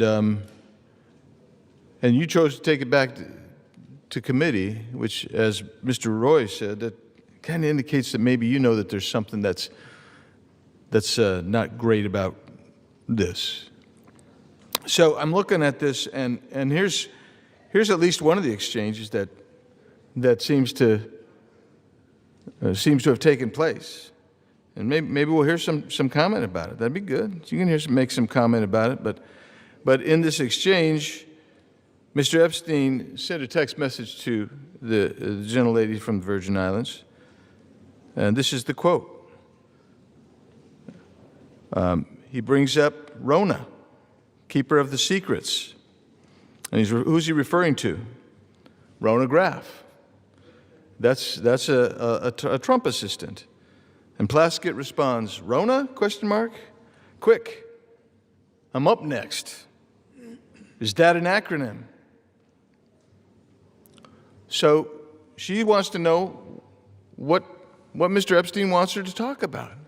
Don't you find that interesting? I find that really intriguing, especially since we know what Mr. Epstein was. And Epstein responds, that's his assistant. Doesn't really say much more than that. And then Plaskett starts questioning Mr. Cohen and asks about Graff. So not only was she texting, having this communication with Mr. Epstein, she's asking Mr. Cohen what Mr. Epstein wants her to ask. Another text says, from Epstein, good work. That's after she wraps it up. All of this seems to be very interesting. And I'm sorry, I don't breathe the rarefied air of the Intelligence Committee. I don't. I'm just a regular guy and a member of the House. That's all. So I don't know about that rarefied air. And I guess I'm part of the sewage. That Mr. Himes said. Yeah. Thanks for agreeing with me, Ms. Plaskett. So she's got us down. Unless you're in the Intelligence Committee, you're crap. That's what the Intel Committee says. But here's the deal. When you're sitting there in a sitting committee and you're having communications with a convicted sex offender, and you're taking their advice on how to ask questions, maybe you got a problem. Maybe your problem is that you've brought disrepute on the House. And this isn't from the articles. This is from the 10,000 pages or so released last week from the Oversight Committee that they received from the Epstein estate. This isn't fishing around. This is coming from real evidence. So I sit here and I listen. Oh, you know, she's the finest member that ever walked the planet, man. That's what you heard. But the bottom line is this.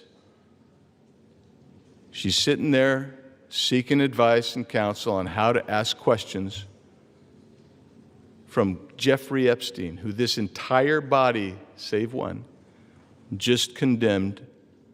And we want all the evidence.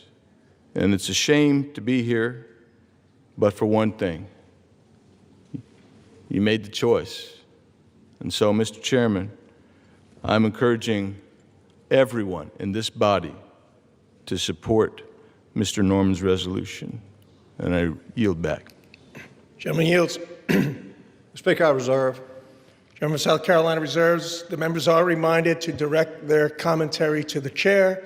Before I recognize the gentleman from Maryland, please remind yourself, as well as the members, to refrain from engaging in personalities towards the president. Does the gentleman seek recognition? Yes, I do. Gentleman is recognized. Thank you very much. I want to remark that yet one more member says we should go ahead and censure her, and then we should do a complete investigation. I think any fifth grader in America knows that's the exact opposite of what due process means in America. We don't punish people before we have investigation and the opportunity to be heard. I yield 6 minutes now to the distinguished gentlelady from Virgin Islands, Representative Plaskett. Thank you so much to Mr. Raskin, to my former professor in law school, and I want to address the body. I first want to give you all a sense of what was happening that day. Everyone knows at that hearing in February, the entire country was watching. As Michael Cohen decided he was going to finally give up information about what was happening in the Trump world, the Trump enterprise. And at the beginning of that hearing, the ranking member, Jim Jordan, had the disrespect to Elijah Cummings, may he rest in peace and his name be a memory, after not allowing Mr. Jordan to shut the committee hearing down. And I turned to Mr. Jordan and told him to have respect for the chair and to basically shut up. And that moment went viral. And I began to get innumerable texts from friends, from foes, from constituents about what was happening in that hearing. And I got a text from Jeffrey Epstein, who at the time was my constituent, who was not public knowledge at that time that he was under federal investigation, and who was sharing information with me. Now, I heard recently from someone that I was seeking advice from him. Let me tell you something. I don't need to get advice on how to question anybody from any individual. I have been a lawyer for 30 years. I have been a narcotics prosecutor in New York City. I have had the honor of being a political appointee at the Justice Department after September 11th as a Republican appointee in the Bush administration. I know how to question individuals. I know how to seek information. I have sought information from confidential informants, from murderers, from other individuals, because I want the truth, not because I need them to tell me what to say. And if you look at the transcript, you will see that I questioned Michael Cohen for 5 minutes. The Washington Post only shows you 30 seconds and takes from it one individual's name that I got from Jeffrey Epstein and didn't know who the individual was, and put that individual with a host of other individuals that I felt the committee should subpoena. They've never been subpoenaed. They've never been questioned. Because at the end of the day, I know that in the Trump administration and with my colleagues over there, it's not about sexual assault. It's not about support of victims. It's about money. It is about money. I have consistently stood against sexual violence and the exploitation of women and children in previous careers as well as here in this body. We all know that Jeffrey Epstein's actions were absolutely reprehensible. As a constituent, as an individual who gave donations to me, when I learned of the extent of his actions after his investigation, I gave that money to women's organizations in my community. Not back to him, but to women in the community who needed that support. That's what I think should have been done, and that's what I did. They've taken a text exchange which shows no participation, no assistance, no involvement in any illegal activity, and weaponized it for political theater, because that's what this is. This has been reviewed by federal courts. Any charges, victims who initially had a case against me dismissed it on their own without prejudice. You don't want to talk about what is really happening here. Your attacks on working families, your protection of powerful predators and corporate criminals. You want to talk about texting felons? How often do you text President Donald J. Trump? That's the individual we should be concerned about. And let me tell you this. I am not going to support the wealthy and connected who continue to exploit workers and evade taxes, powerful figures with credible allegations who face no consequences, and corporate interests profiting from human suffering while families struggle. And let me tell the people of the Virgin Islands. Gentleman will state his point of order. The point of order is you may not call the President of the United States a felon. That is a violation. Point of order is under consideration, and we're not going to lose order here either, so please. May I continue? May I continue, Mr. Members Speaker? are, however, reminded to refrain, as mentioned a little while ago, from making personality commentary towards the president. The point of order is not timely, so the gentlelady is recognized. Thank you, Mr. Speaker. What is happening here? I feel sorry for my colleagues. I feel sorry for this body. I see members coming and speaking against me who I've never even had a conversation with. You don't know me. You don't know the work that I've done. You don't know the support that I've given to families, to individuals, to support people. I worked a full-time job with children under the age of 5, going to school, law school at night. Do you think I would risk my law degree for any individual? Never mind a reprehensible individual by Jeffrey Epstein, I would not. But what I'm about is the truth. And let me tell the people of the Virgin Islands, this attempt at intimidation will pass. We in the Virgin Islands do not back down from a fight. That is how we won our freedom, and that is how we will continue to grow our equality. And if you censure me, take away a committee, I will still do the work because I am here to support people and to support this great Constitution, which I have sworn numerous times to uphold. We reserve, and I thank the lady. The gentleman reserves. Gentleman from South Carolina is recognized. Mr. Speaker, before I recognize Mr. Clyde, let me just say, Ms. Plasky, I don't know you. My overall impression of you has been good. But, and you give these words about protecting families and children. Where was that demonstrated when you took money from a convicted pedophile that had served time? Where was that? The words are beyond believability. And I think you're a nice person, but you missed the boat when you took money. I've got the mic now. You lost your I don't know the word to describe it, but what you did, you deserve to come off the committees. And let me remind you, we want this to go to the Ethics Commission. And to those listening, the Ethics Commission is 5 Democrats and 5 Republicans.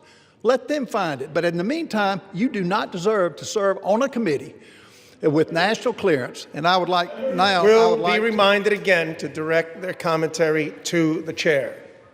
Mr. Speaker, I would like to recognize my good friend from Georgia, Mr. Andrew Clyde. How much time is the gentleman shall I recognize him? How much time is left? You have 11 and a half minutes remaining. 5 minutes. Gentleman's recognized for 5 minutes.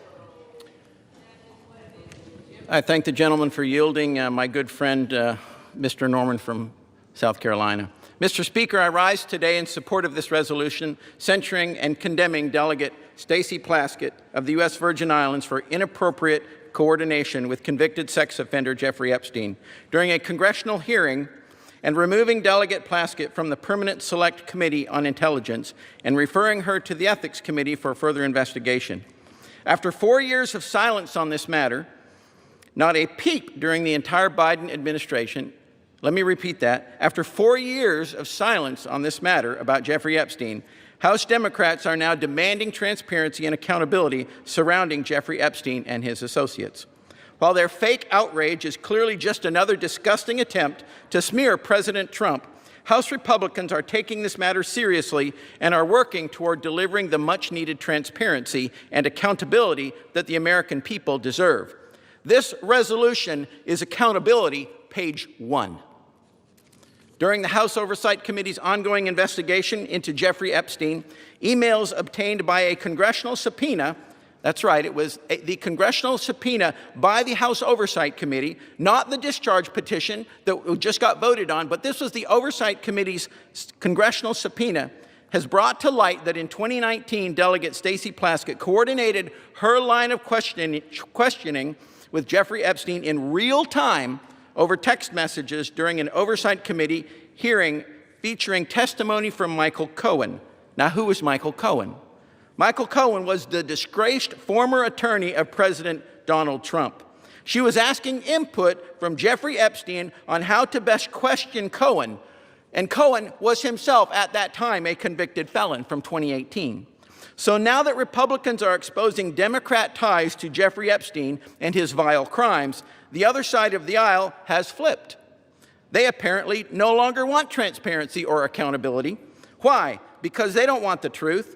They want to weaponize a serious matter into a distraction, all in an attempt to take down President Trump and to hurt his administration and what he's doing to make America great again. The actions taken by Delegate Plaskett reflect poorly on the House, and this body needs to hold her accountable. I urge all of my colleagues to vote to adopt this resolution to show the American people that those who colluded with Mr. Epstein, including members of the House, will be held accountable, and this resolution is the beginning of that. I thank you, and I yield back. Gentleman yields. To the chair. Mr. Speaker, I reserve. Gentleman from South Carolina reserves. Gentleman from Maryland is recognized. Proud to yield 1 minute to the distinguished Minority Leader, Hakeem Jeffries. The Minority Leader is recognized.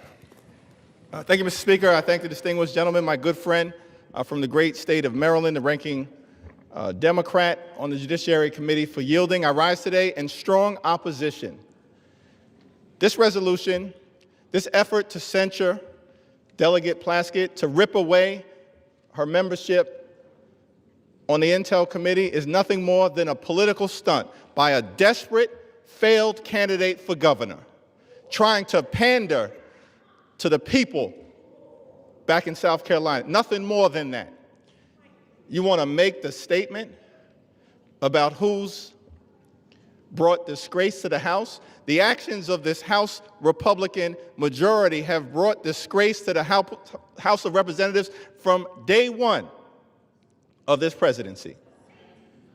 The reality is, if you want to talk about fealty to the Constitution and things of that nature, the House is a separate and co-equal branch of government. You don't seem to understand that. You functioned from the very beginning of your so-called majority, Mr. Speaker, not as a check and balance on an out-of-control administration, but as a reckless rubber stamp for Donald Trump's extreme agenda, and you are failing the American people. You failed to keep your core promise. Your core promise to the American people was that you were going to lower costs on day one. Costs haven't gone down here in the United States of America. Costs have gone up. The Trump economy is a complete and total failure. It's a disaster. The American people are hurting. And so every week, you come to the House floor, now that you've returned from your 7-week taxpayer-funded vacation, and come up with another stunt to try to distract the American people. Or perhaps you were ordered by your puppet master, Donald Trump, who wants to distract the American people today, because his effort to suppress the Jeffrey Epstein files has failed spectacularly. We believe in transparency. We believe in accountability. We believe in due process. That's the opposite of what is happening on the floor today. And let me be very clear about Stacey Plaskett. She's a woman of great intelligence and a woman of great integrity. And she deserves better than what she's receiving from House Republican extremists. She deserves the opportunity to be heard. She deserves due process. She deserves the ability to make her case, not to be prosecuted by petty foggers, playing lawyer on the floor of the House of Representatives. Google that if you don't know what it means. The so-called Freedom Caucus want to lecture us about proceeding at this moment. The actions that you continue to engage in will have consequences.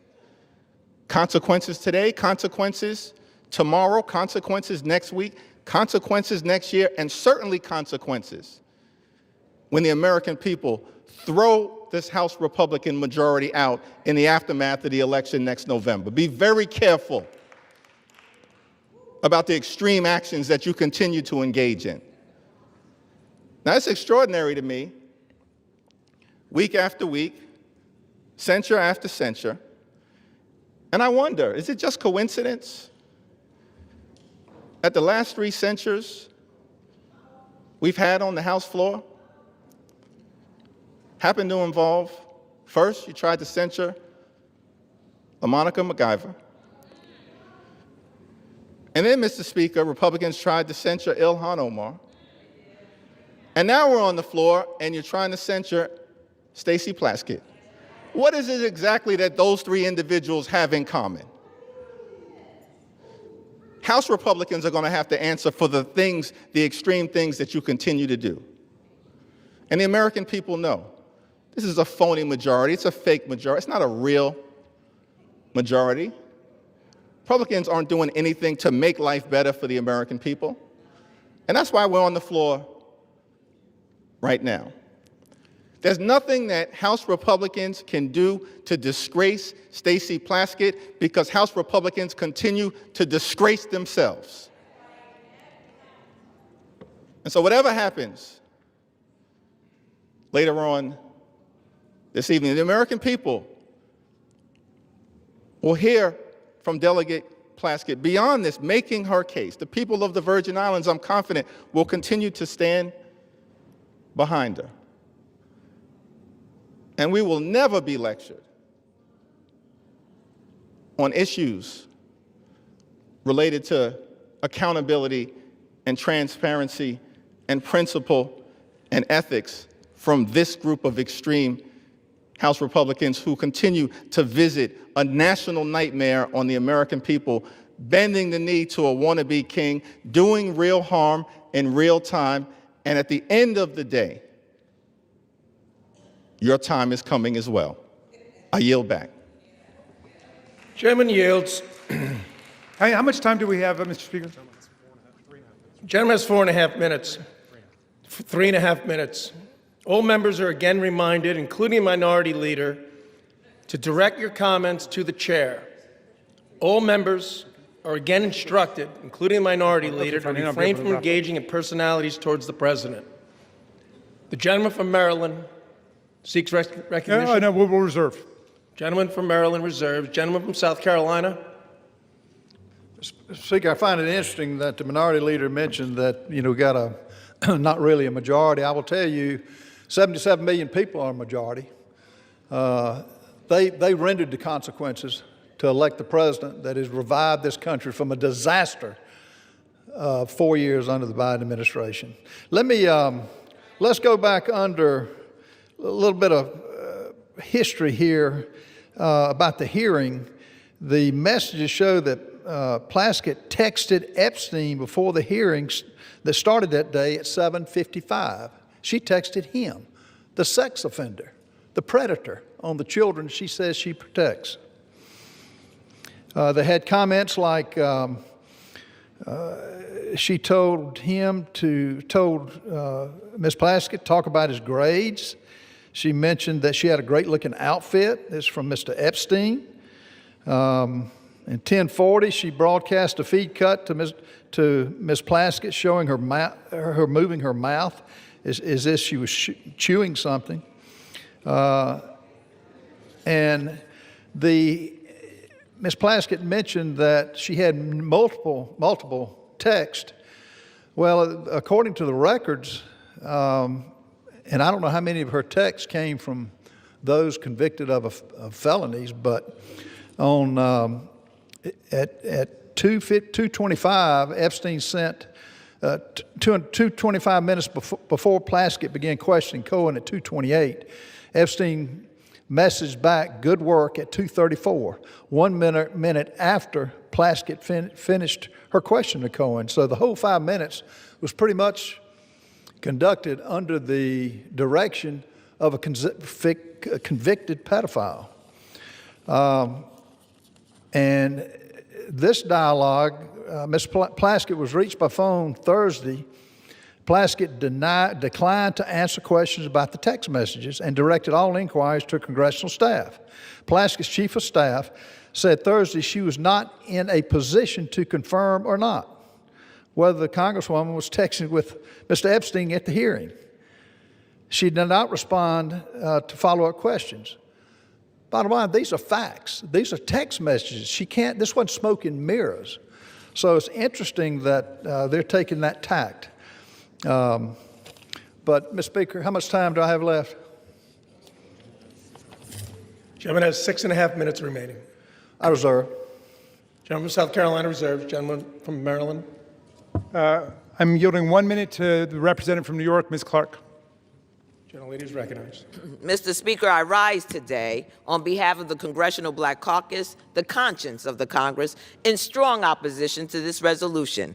This resolution is a blatantly partisan, shameless attack. As we sit here today, Donald Trump is still the single person in this country with the authority and the ability to deliver justice to survivors and truth to the American people by just releasing the files. So instead of answering why Donald Trump chooses every single day not to release the Epstein files, they're pointing fingers at this side of the aisle. Mr. Speaker, unlike the president, Congresswoman Stacey Plaskett has committed no crime, violated no rule, and broken no promises. There has been no investigation, no due process, no inquiry into whether the Congresswoman had any connection whatsoever to Epstein's despicable and disgusting criminal conduct. This resolution would have us remove a capable and hardworking member of one of the most serious working committees in this body on the basis of a conversation from more than 6 years ago, which broke no rules, and has no connection to any criminal activity. I urge my colleagues to vote no on this partisan resolution,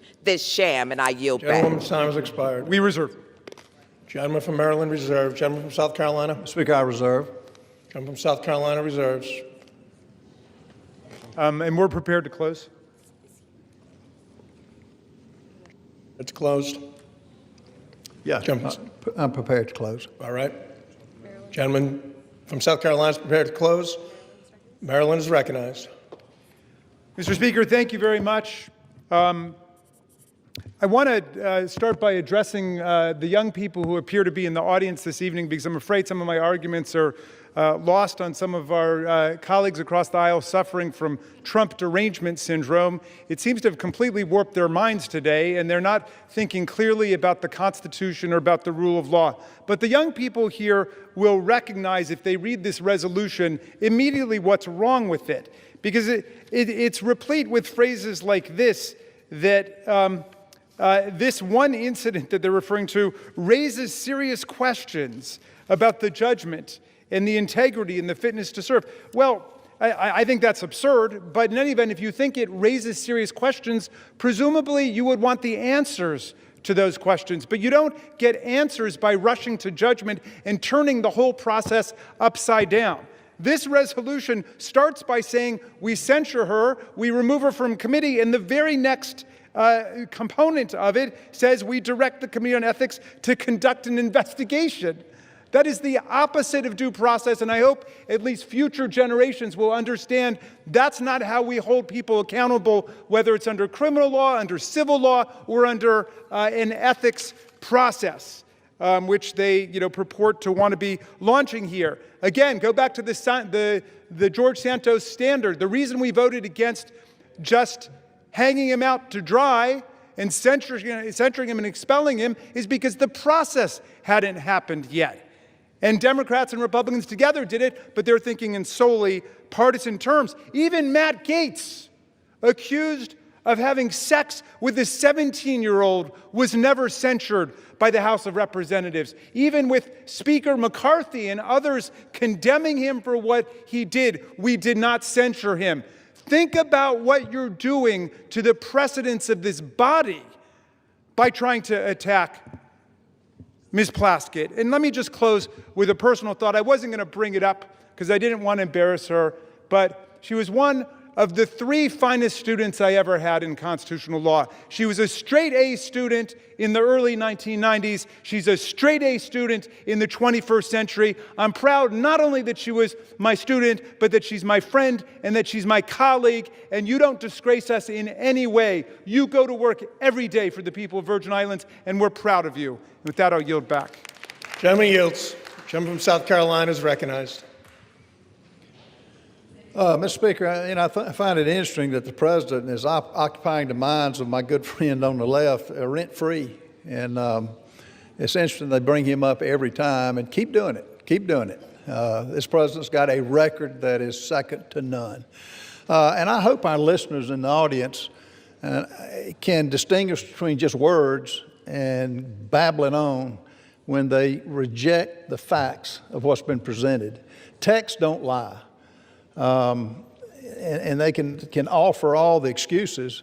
And I do think Ms. Plaskett is a nice lady. She made a mistake here, a bad mistake. She took advice from a convicted pedophile that is indefensible in this discussion here today.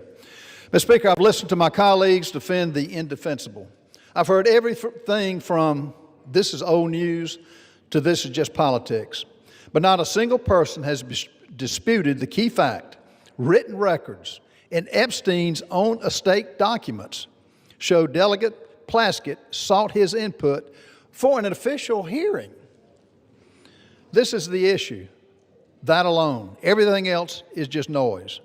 This chamber cannot overlook that a sitting member of Congress coordinated with a convicted sex offender to prepare questions for an official proceeding.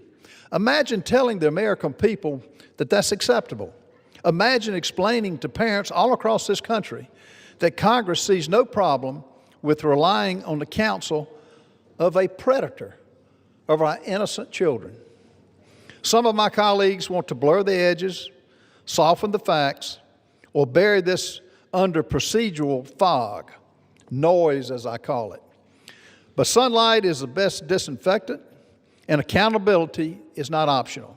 This resolution is not excessive at all. It is appropriate. It is measured. It is necessary at this time. The question before us is very simple. Do we uphold a minimal standard for ethical conduct, or do we just shrug and say, well, maybe next time? Mr. Speaker, the public deserves better. The House deserves better. The American people deserve better. I urge adoption of this resolution, and I yield the balance of my time. Gentleman yields. Without objection, the previous question is ordered on the resolution. The question is on the adoption of the resolution. Those in favor say aye. Those opposed say no. In the opinion of the chair, the ayes have it. Yeah. Welcome to procedural democracy. For what purpose does the gentleman seek recognition? I request a recorded vote, and I challenge the Speaker's interpretation of the voice vote. Does the gentleman ask for the yeas and nays? I ask for the ayes and the nays. The yeas and nays are requested. Those favoring a vote by the yeas and nays will rise. A sufficient number having risen, the yeas and nays are ordered. Pursuant to Clause 8 of Rule 20, further proceedings on this question will be postponed.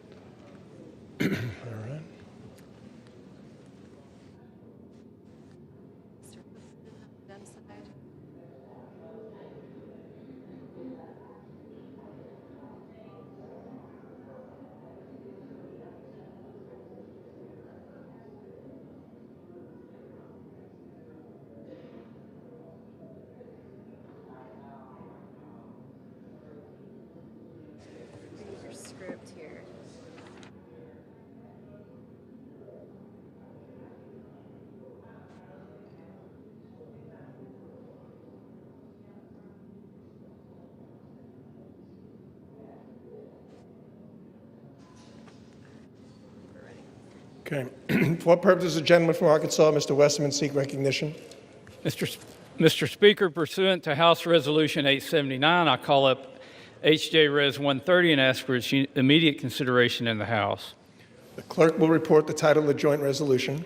House Joint Resolution 130, Joint Resolution providing for congressional disapproval under Chapter 8 of Title 5 United States Code of the rules submitted by the Bureau of Land Management relating to Buffalo Field Office Record of Decision and Approved Resource Management Plan Amendment. Pursuant to House Resolution 879, the joint resolution is considered read. The joint resolution shall be debatable for 1 hour, equally divided and controlled by the chair and ranking minority member of the Committee on Natural Resources or their respective designees. The gentleman from Arkansas, Mr. Westman, and the gentleman from California, Mr. Huffman, each will control 30 minutes. The chair recognizes the gentleman from Arkansas, Mr. Westerman. Mr. Speaker, I ask unanimous consent that all members have 5 legislative days to revise and extend their remarks and to include extraneous material on H.J. Res. 130. Without objection. Mr. Speaker, I yield myself such time as I may consume. The gentleman is recognized. I rise in strong support of H.J. Res. 130, which would repeal the Bureau of Land Management's Misguided Resource Management Plan, or RMP, amendment for the Buffalo Field Office in Wyoming, which was finalized in the twilight hours of the Biden-Harris administration.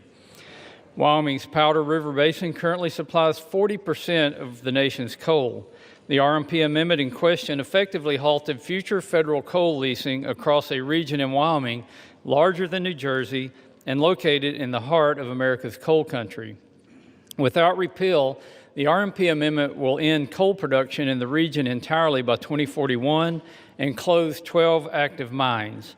The RMP amendment is a death blow to America's energy security, Wyoming's workers, and the economic backbone of the state itself.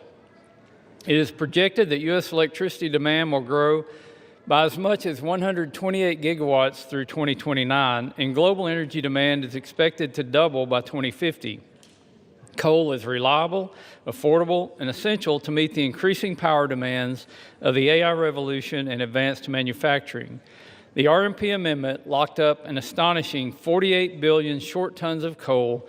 That's enough to meet U.S. coal demand for the next 116 years. 92% of Wyoming's coal is exported to other states, helping keep the lights on and utility prices affordable in distant places as far as Texas, Illinois, and my home state of Arkansas. Nationwide, residential electricity prices have increased by 13% since 2022, and overturning misguided policies like this RMP amendment will help make the cost of living more affordable for families across America. It's time to unleash our domestic resources to put this money back into the pockets of American families by repealing the Biden administration's anti-American energy policies. What's more, instead of working with the state, the Biden administration blatantly ignored local opposition at every stage of this process and rammed this RMP amendment through to appease environmental extremists. The Biden administration provided a limited opportunity for public comment or engagement on this RMP amendment. Wyoming's governor, unified congressional delegation, locally elected officials, tribes, and local communities all expressed strong opposition to this plan amendment. The previous administration ignored them all. According to local representatives, it is suspect and disturbing that such a dramatic change to the current land use plan would solicit such little engagement during the public comment period. Campbell and Johnson County commissioners who represent the local communities affected by this plan stated that whatever information they provided to the BLM in this process was, quote, ignored by the federal agency. Overturning the RMP amendment takes power from bureaucrats in Washington, D.C. and returns it to the people of Wyoming. The BLM also ignored tribal input in developing this RMP amendment. The Navajo Transitional Energy Company, which is wholly owned by the Navajo Nation, provided detailed comments opposing this amendment that were all dismissed by the BLM. In a letter they submitted to the agency, they stated, quote, BLM consistently downplayed the reasonably foreseeable negative impacts of the mine's closures on the surrounding social justice communities, and it did not even consider the jobs lost in the downstream communities that rely on the Powder River Basin coal, end quote. Energy security is national security, and Wyoming's energy industry remains indispensable to ensuring America stays energy dominant. Wyoming's Powder River Basin, with its low-sulfur coal, produces the world's cleanest burning coal. We should be focused on exporting this abundant natural resource to our allies abroad, not burying this baseload power under layers of bureaucracy. By passing this CRA today, we're advancing President Trump's executive orders on unleashing American energy and reinvigorating America's coal industry. We're also restoring hundreds of millions of dollars in future revenue for Wyoming's K-12 public education system and protecting more than 4,000 high-paying jobs in rural Wyoming. In conjunction with the pro-energy policies included in the Working Families Tax Cut Law, this CRA also has the potential to generate more than $260 million for the federal Treasury. This CRA helps the U.S. remain energy dominant and will lower prices for families, strengthen our economy, and boost real wages for hardworking men and women. I urge my colleagues to stand with Wyoming, stand with American workers, and stand for energy security by supporting this resolution. I reserve the balance of my time. Gentleman reserves. Gentleman from California is recognized. Thank you, Mr. Speaker. And let me wish Chairman Westerman a happy birthday. I do wish him a happy birthday, but even that goodwill does not change the fact that this is bad legislation. And so, unfortunately, Bruce, I'm going to have to rise in opposition to the bill while wishing you a happy birthday. We are, Mr. Speaker, all grateful that the Republican shutdown is finally over, but millions of Americans are still on the cusp of losing health care. They are struggling to put food on the table. And after their 7-week paid vacation, I can't imagine anything more disconnected than for House Republicans to come back here and make their first priority not helping working families to make ends meet, but jamming through more favors for their billionaire buddies. These 3 Congressional Review Act, or CRA, resolutions treat America's public lands like they are just lines on a balance sheet. They silence public opinion. They ignore the fires and storms that are made worse by climate change, all of it to make fossil fuel extraction the #1 priority going forward for how we manage our public lands. Wildfire defense, public safety, recreation, conservation, all of these take a back seat now to maximizing corporate profits, even in our most fragile landscapes like America's Arctic. Americans want clean air, clean water, accessible public lands, not handouts to polluters. Overturning balanced, forward-looking BLM plans in Wyoming and Alaska is a colossal mistake. Across the federal land management agencies, plans like these are the foundation for responsible, sustainable management of our public lands.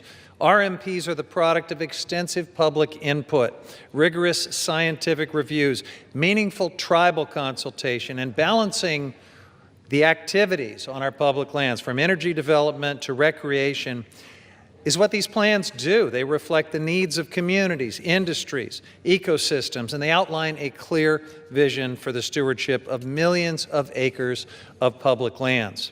Let's look at the Buffalo Field Office RMP targeted by this particular resolution. It was developed after a court found that the previous plan failed to address the public health and climate impacts of unfettered coal mining in the region. Importantly, the current RMP was also developed after robust tribal consultation and public input. So we're just going to throw that all away? I strongly oppose HRES 130, which would repeal the current balanced RMP for BLM's Buffalo Field Office in order to prop up the coal industry in Wyoming's Powder River Valley. The plan targeted by this resolution ended new coal leasing in the region because of its harm to the climate and public health and because of decreasing demand for coal.